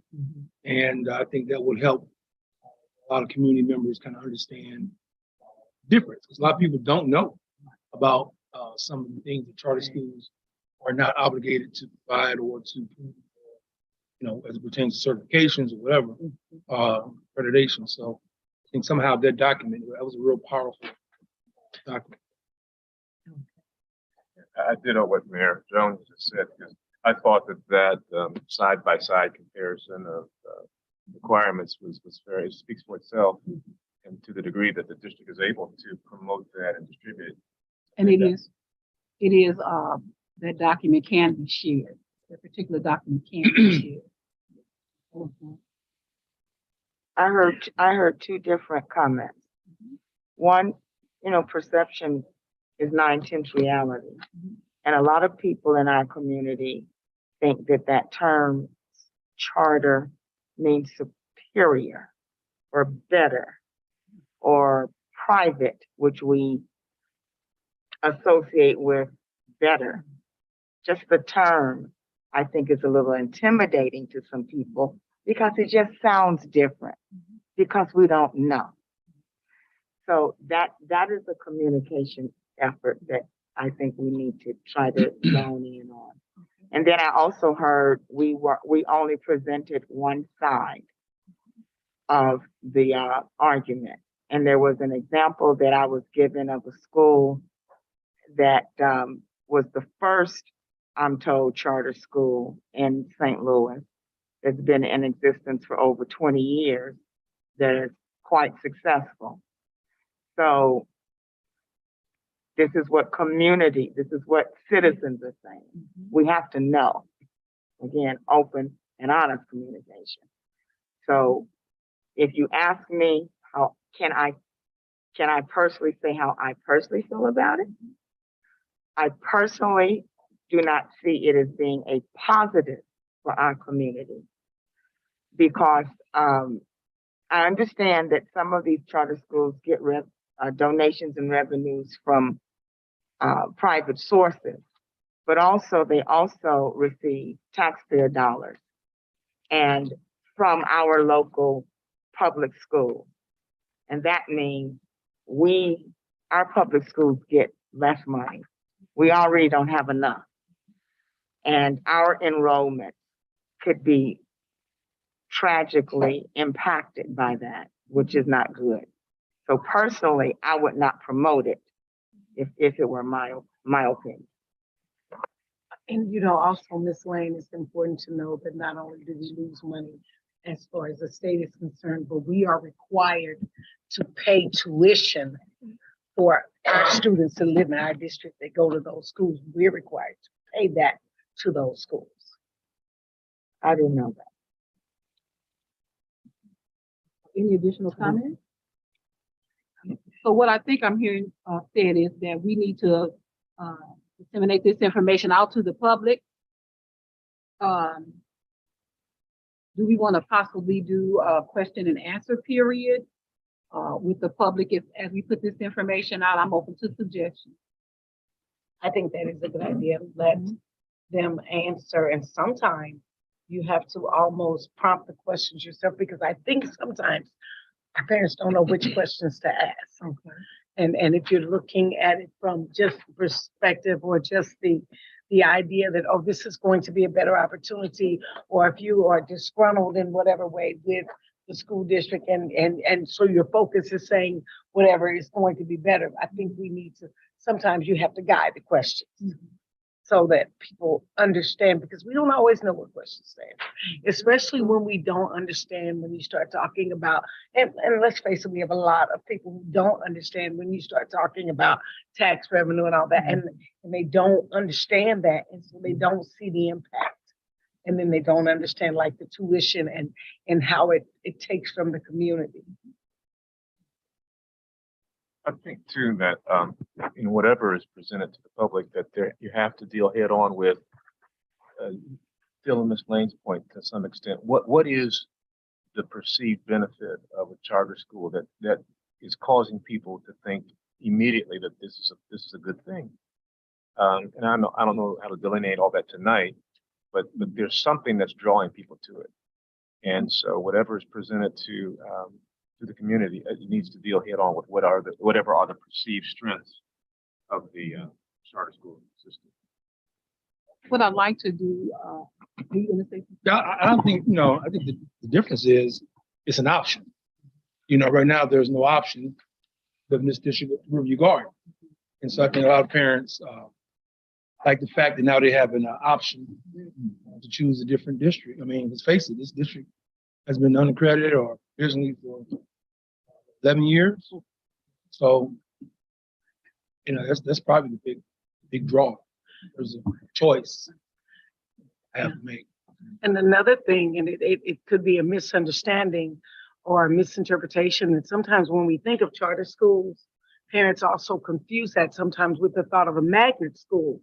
And a magnet school has an academic focus, for instance, if it is, I went to Gateway Middle School, and we were the Center for Math, Science, and Technology, and that was our focus, whereas Central Visual and Performance Arts focused on the performing arts. And so parents had a choice, and you chose what you were interested in.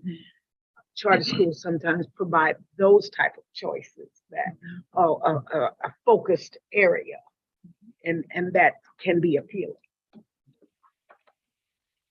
What I would like for us each to do is, board members, to give you a little homework assignment here.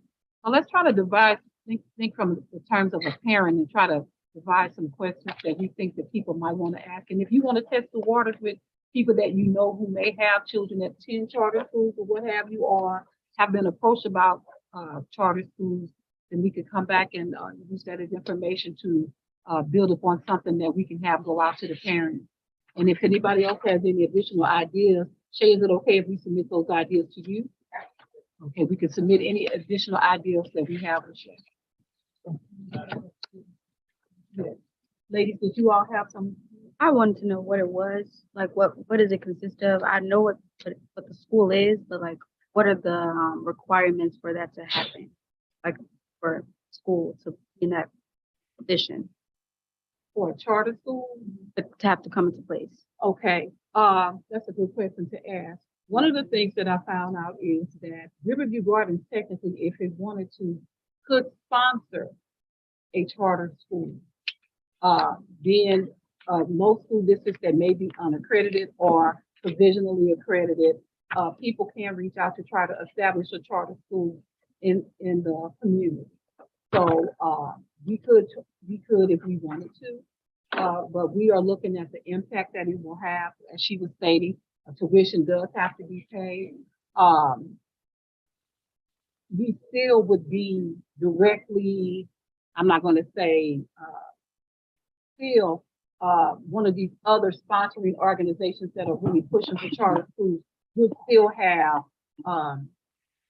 a hand in the way we do things here at Riverview, just based on the information that I have researched. So that's basically what it is. But we're concerned about the impact that it will have on the number of students that we have here. You know that attendance is very important for us as far as dollars are concerned. So if there's a decrease in students, then there's a decrease in the money that we have to actually operate our district. The other thing that concerns me is that, let's just say a charter school is not performing successfully. That charter school can then, this is based on information that I've researched as well, and let's just say the person that was sponsoring them no longer wanted to sponsor them. They can go after another sponsor, or the deputy can try to assist.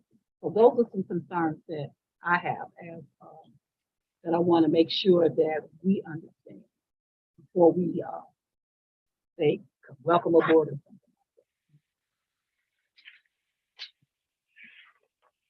Our goal is to try to maintain this district as best as we can, to be able to financially, emotionally, whatever way we can support it, to try to support it. So that's my main reason for being here. And while I'm not necessarily for a charter, We would encourage the state to, if there are funds available, give them to us and let us fix our school and not bring someone else in to further divide. That pretty much answers my question, what you just said, because I was trying to see like what's so different about it from a regular school. I know it's like kind of private and it's its own private thing, but is there more restriction and, you know, like lockdown? I think that's what it is. It's less student engagement. It's not private, it's public, and it's paid for public funds. Okay. And the difference is the requirements that we must have and the things that we must do to maintain and to gain accreditation. They don't have to do that. Putting it very simply, they don't have to play by the same rules. Right. Okay. okay. And I'd love to make sure you all have a copy of what we passed out at the town hall meeting, what we received. Okay. Okay. Just private. Just quickly, if I might, if we have, I know that we have some staff who don't have to present, but they are here, like one of our teachers who's being honored. And I know they have parent-teachers conferences the next 2 days. You don't have to stay. Okay, I just want to put that out there. Ben Tilly and Dr. Martin, you don't have to stay. Okay, it's just getting late and I'm trying to convince our young ladies to my right to go home too. Okay, now we're into our information items. And it's only 3. The first information item is the summer school program evaluation.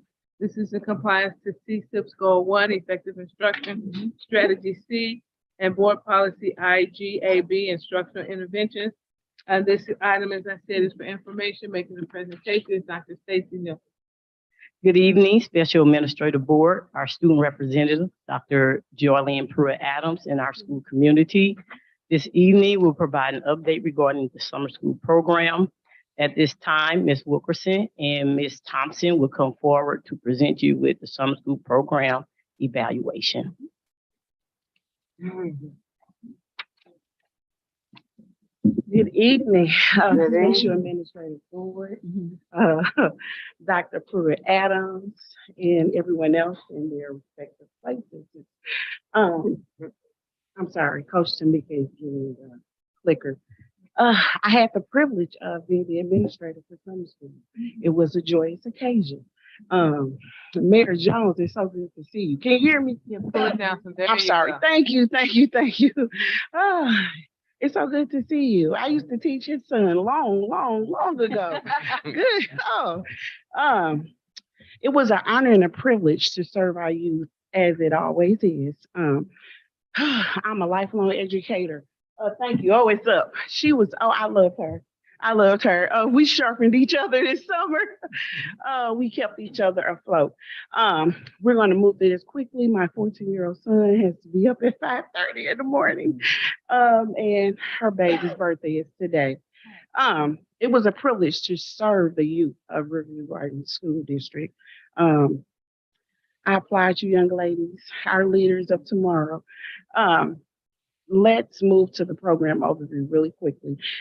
This program was designed by Dr. Nichols, I believe. It was funded through ESSER, which is a program that DESE funds, and they give the money back to the school, or they, refund the school district back. It's late, guys, so I'm gonna move kind of quick. Just roll with me.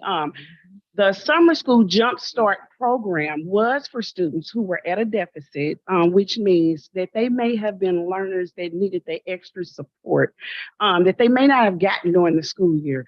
The classroom settings for summer school was really small. They got a lot of tactile, hands-on, inquiry-based instruction and learning. And I just applaud every program that you see up here on this overview. Those children learn robotics, they learn through Legos, they learn that they just weren't toys, that they actually had a purpose. They learned that architects actually learned to build with these things, and that they were the building blocks. Just like these two young ladies sitting here. They remind me so much of my oldest baby, who will be 30 this year. She was the youth attorney general. You guys keep pushing, okay? Anyway, they received daily instruction, one-to-one correspondence. Not only did they receive daily instruction, one-to-one correspondence, they received daily guided reading, daily guided math lessons. This is where they come to a table. I heard somebody over here say something about the language, so I'm just gonna come down just a little bit for you guys. So daily guided instruction includes them going to a table with a facilitator, teacher, or educator, and just working with them on their level, reaching them where they were to get that. They also received that with the Springboard Math Science. The St. Louis Bookmobile came and they gave them books that were on their levels. The STEM program through Maryville University, that lasted a week and they did not want to leave. Every vendor up there applauded the summer school program. They were really elated. They didn't want to end.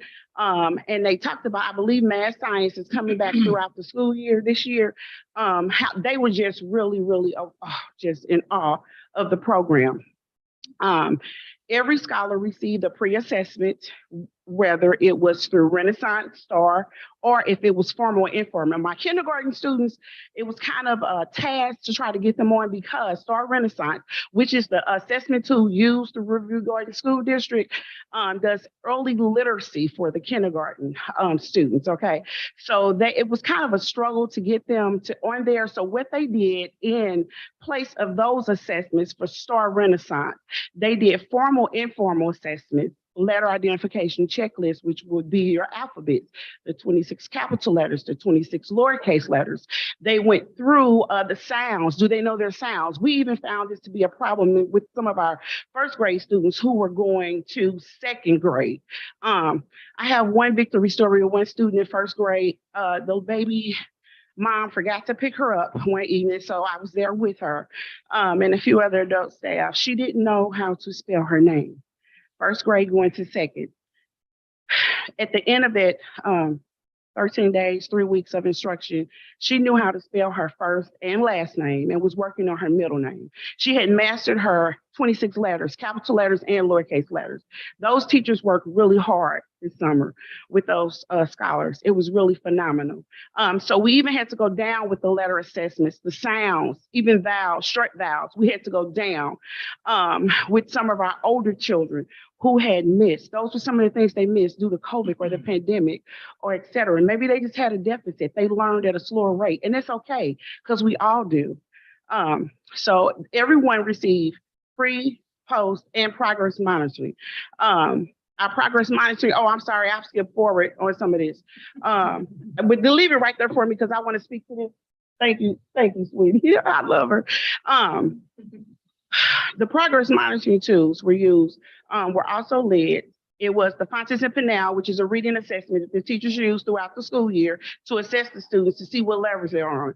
Okay, and it goes from kindergarten through, I believe, fifth. It may be sixth. They use it, and it worked. They use that as well as a progress monitoring tool during the second week of school. So those students were monitored. It was phenomenal. Changes made to this year's program, which sent educators running like never before. I was like, whoa. The pay rate increased drastically. It doubled. It went from $25 an hour to $50 an hour. And that staff worked. They worked like they worked the regular school year for those 3 weeks, the duration of those 3 weeks. They had 2 days to prep that allowed them to come in and get their classroom together, put up anchor charts. Notices if they wanted to do parent notes. We unpacked the book room, delivered materials, counted. Dr. Nichols even came over and helped us. I thank her for that. We made sure that all of the curriculum materials were there. They had everything they need. The IT department came over. They administered the computers. We were able to get the devices out. There were 216, I believe. And so it was just wonderful. Those 2 days really, really, really worked for us. You can go to the next one for me.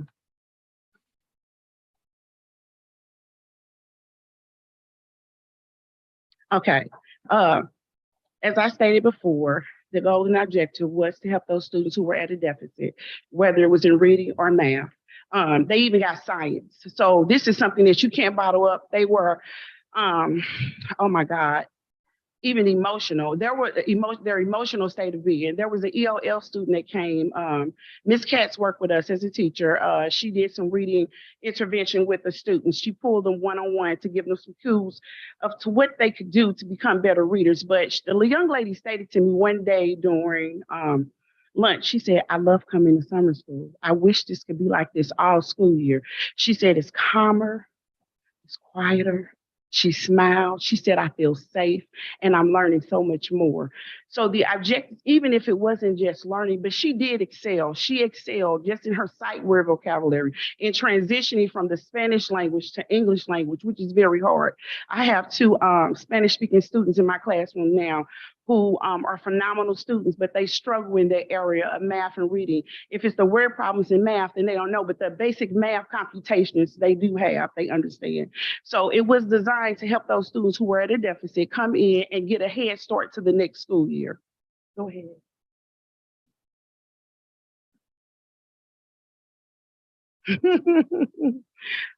Okay, these were our focus. You have English language arts, which is reading. reading strategies, comprehension, the vocabulary, as I've spoken to some of these already, the letter recognition, the sound, sight words, CVC words. They did get CVC. Those are your consonant, vowel, consonants, CVC, E, consonant, vowel, consonants with the long E. Those are very important. And as we all know as adults, even pronouncing and just going through the segmenting the words, it's important. The mathematics, basic mathematics, fluency, number recognition, one-to-one correspondence with the numbers. Some of the students counted money. We just didn't have enough time to bottle it all up and put it in this slide. The pictures, the videos that we got, we didn't. Science gave them the problem solving and critical thinking skills that they will need. And they worked in groups. They worked in triads. It was so, I can't express enough how phenomenal it was. I can't. Thank you, love. Go ahead. The data reports that we used were Star Renaissance for kindergarten. They got Star Early Literacy, but they did the formal and informal assessments because it did not show on the data that we pulled. Star Renaissance was used reading and math for 1st through the 5th grade. All of those students did receive a pre and a post, those that showed up. Some of the data, go to the next slide for me. Stay here for a minute. We use staff and student feedback, which really worked. I had a little boy that came in the door and he said, I should have been showing you this in Super Center. And I was like, what are you talking about, sweetie? And he started beatboxing, but he was beatboxing a story. And I was like, oh my goodness, this is phenomenal. Okay, well, why don't you go to class and use the strategy with your teacher? We have to reach them where they are, Kind of took me back to Fat Albert. I was like, oh my goodness, okay. Love, formal and informal parent feedback. The parents were really, really excited. We reached out, we called them. We had teachers calling. They didn't understand that we did go to school on Fridays. Previously, as I understood it, there was no school on Friday. So the attendance kind of went back and forth because of that. But once they was like, oh, okay. They came up, they asked for food bags, if they could get food, just building those relationships. What is it that we can do to help you as a parent? They're having meltdowns in the morning. They're dropping their kids off. Okay, how can I help you? How can I assist you? So we use their feedback to get those kids through those 3 weeks. They did get weekly monitoring progress reports, as well as bags that they went home. There was information. I just can't brag on these teachers enough. They did a phenomenal job with the parent feedback. And the weekly progress monitoring. Daily they got it, especially those parents that dropped their kids off at the door and picked them up. They got it. Thank you, love. There were a total of 256 students. 42 of those scholars were in the lunch program, which is run through Springfield, Illinois. It is DESE approved, and they're all online. They received a pass or a fail score, and they did have 100% of attendance online. We did have a lot of parents calling about their program. The rest of the scholars attended in person. The attendance was not what we expected. The highest number we had was 103 out of the projected 214. However, I believe it's going to jump. The kids really learned. The parents, I don't know, I think they were kind of still leery because of the pandemic and some of the other different facets. Maybe they had split custody or something. So 1 week the child was there, the next week he didn't come, and then the last week they showed up again. So you would see it vary, the attendance dropped. And I want to speak here, the lowest date was June the 21st. This year the district celebrated Juneteenth. And so the parents continued their celebration until the next day. And they weren't sure that we were going to have school, but those teachers made those phone calls and they came back that Wednesday. Here's the data. We see growth here. As a matter of fact, as Dr. Kennedy pulled this data for me, I came up here and he pulled it and we sat down. He was like, oh my goodness, this is really good. Oh my goodness. I was like, yeah, it is. And it can be done. It can be done. There was growth in every grade where we look at English language arts, which is our reading, with the exception of 4th grade. I want to speak to that. Those students were in a kind of a disarray. They were split between 2 other teachers because there was inconsistency in attendance due to a health issue with their teacher. So they had to be split. And it kind of just set some disorientation in the classroom, in their learning. They just had a hard time adapting in ELA. I want to look at the math data as well for 4th grade. The fifth grade teacher, Mr. Gregory, really stepped up to the plate. And that's why you see that growth there for math. He was able to communicate with those kids. He was able to give them basic math computations. They helped their growth. He went above and beyond. He also taught above, which is what they do in the gifted program. They teach above. They always. I'm a firm believer. I've been in a classroom forever, and I always push my kids to the next grade level in January. We don't stay on the same grade. Gifted teach above, and I believe all of our children are gifted in their own way. So that's why you see that phenomenal growth right there for fourth grade in that math. That's exactly why you see it in fifth grade as well. Mr. Gregory took the lead. Mr. Gregory is also a sixth grade teacher over at the middle school. So he was above their level, but he picked up that call and took those babies under their arms and worked with them. And launches at the bottom again, they received a pass or fail score. A lot of theirs were inquiry-based. They received items that were mailed to them, projects that they had to do at home, and submit the information to the teachers who were out of Springfield, Illinois. Next year, Coach Tamika and I brainstormed, we really brainstormed, extending the length of the program, maybe 4 weeks instead of the 3, would be a wonderful, especially if they're going to do Juneteenth. That would be a wonderful asset. There needs to be some support staff. An instructional coach was needed. She kind of took on a dual role, which was really a big benefit with me running through the building, getting attendance, having to address parents' concerns, them calling over here to Dr. Pruitt Adams about concerns. So there really needs to be an instructional coach to kind of help the staff go into the classroom. Let's see what we can do. And maybe someone to push in for reading.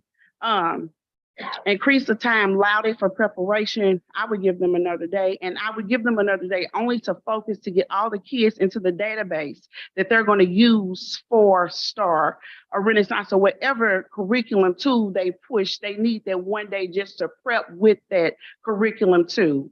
And I would permanently increase the rate of pay. Not we can never be rewarded for what we do. Never.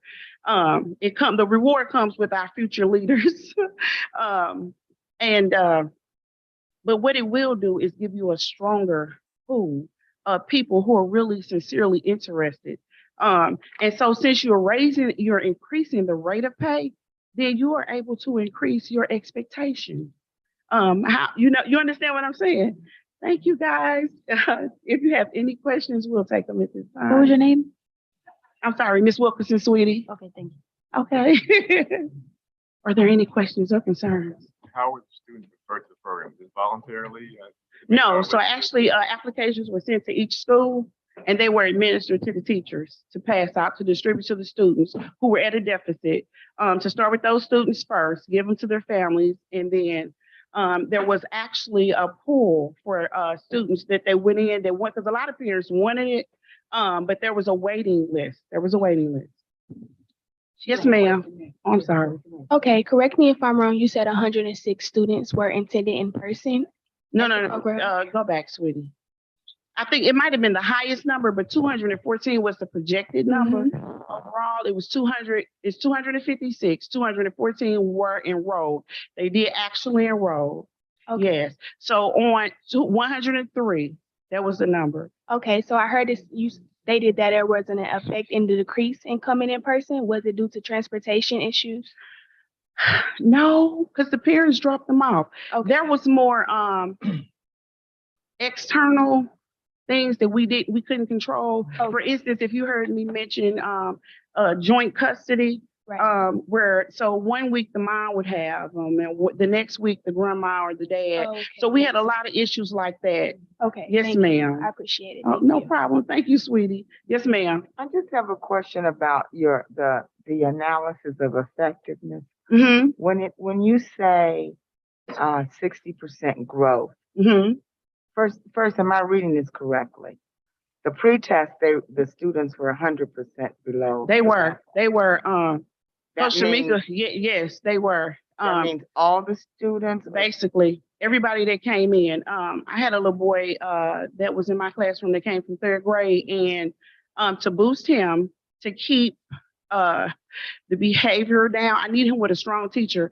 I actually took him and gave him to Mr. Gregory, who was in 5th grade. So did you hear me speak to the piece I where he did. taught above? I He did. taught above. And because you had the various programs that came in with the STEM, the kids were all in. They were like, oh my goodness.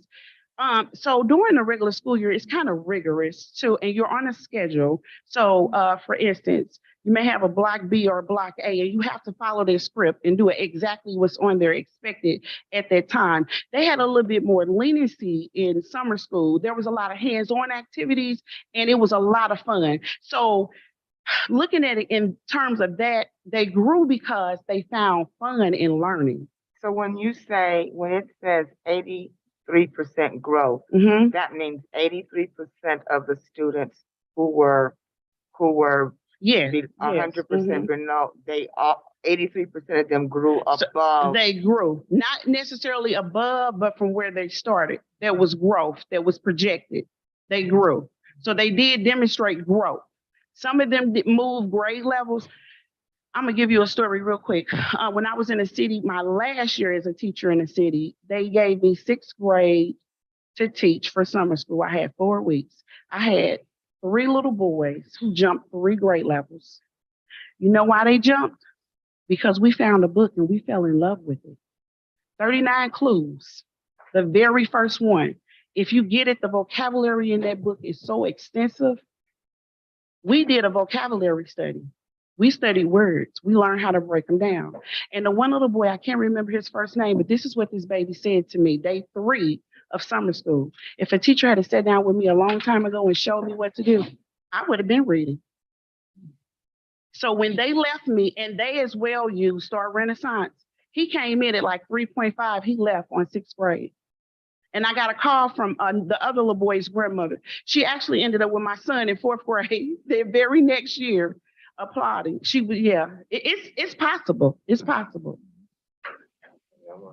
I know that's one of the things that I always ask is vocabulary included and words always included in all subject matters. Because if you don't understand what the word means, then how can you succeed? Yes, ma'am. Yes, ma'am. You have to understand. But they did show growth. There was growth in the data. Dr. Kennedy sat there. He was amazed as I sat in his office and we went through the sheets and I calculated and we went back and forth, he and I both, and he was astonished. So yes, ma'am. Thank you. Thank you, guys. Thank you. Thank you. Our next item is the social studies textbook adoption. Making this presentation is Ms. Tanya Ross. And this item is for information.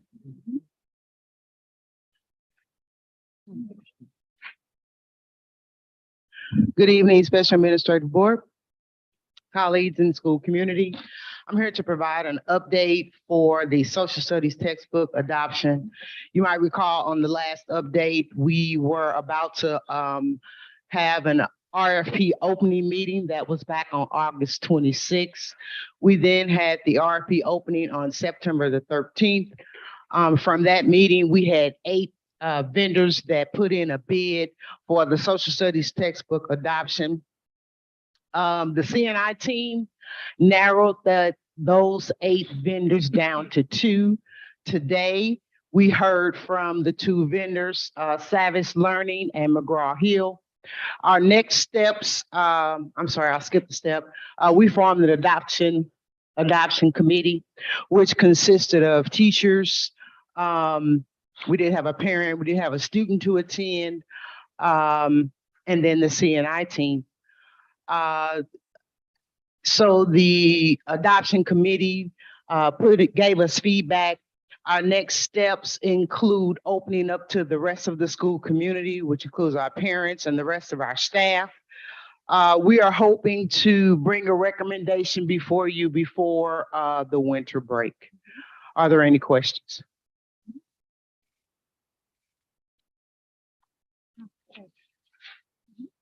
Hearing no questions, then the next item, which is also the last information item, is disposal of sample textbooks. This is in compliance with policy DN2-AP1. Ms. Ross is making this presentation. Okay, so under normal circumstances, anytime we do a textbook adoption, there are sure to follow a surplus of items that we need to deem surplus. We did a ELA textbook adoption a year ago. There are just a lot of materials just out there. With all the things that's going on in the district, we just district-wide, we could not meet the deadline. However, there were extra books also here that are provided by vendors, samples to the district. No cost to the district, but if you've been in the district or familiar with the district for quite some time, we no longer have a warehouse, and we haven't had a warehouse, so we have nowhere to put the materials. So brokerage services did agree to come and pick up those materials, and we just wanted to make you aware of that. In the event that the instructional materials have any monetary value, the money will be given, supposed to be given back to the CNI team. But in the event that occurs, we would definitely keep you abreast of that. Are there any questions? Were, in thinking of the sample materials, were teachers given the opportunity to, because sometimes you might find a literature book and it's got some really great stories for some concept you want to teach. Were teachers given the opportunity to keep some of those materials if they so desire? So, being that there was a last minute AMI projection on us, we still actually have the materials. Over the next week, we'll get those extra materials into the schools, and they also were able to see the instructional materials on a digital platform. Thank you. Thank you. That concludes the items for information. We will now move to item 10 on the agenda, approval of the consent agenda. May I have a motion to approve the consent agenda? May I have a second? Second. All in favor? Aye. We talked about we have items for action. I'm going to read them very quickly. Oh my goodness, they're weird. Okay. Resolution authorizing the defeasance of a portion of the district's outstanding general obligation bond and certain other actions in connection therewith. May I have a motion? Move. May I have a second? Second. All in favor? Aye. Item B, 2022-2023 transportation route summary. May I have a motion? Move. May I have a second? Second. All in favor? Aye. Item C, FCRC roof replacement, HVAC restroom upgrade for FCRC and HS chiller replacement. May I have a motion? Move. May I have a second? Second. All in favor? Aye. Item D, 2022 calendar revision wellness days. May I have a motion? So moved. Second. All in favor? Aye. Item E, special administrative board goal development. May I have a motion? Move. May I have a second? Second. All in favor? Aye. Let's move to 13, which is adjournment. Can I have a motion?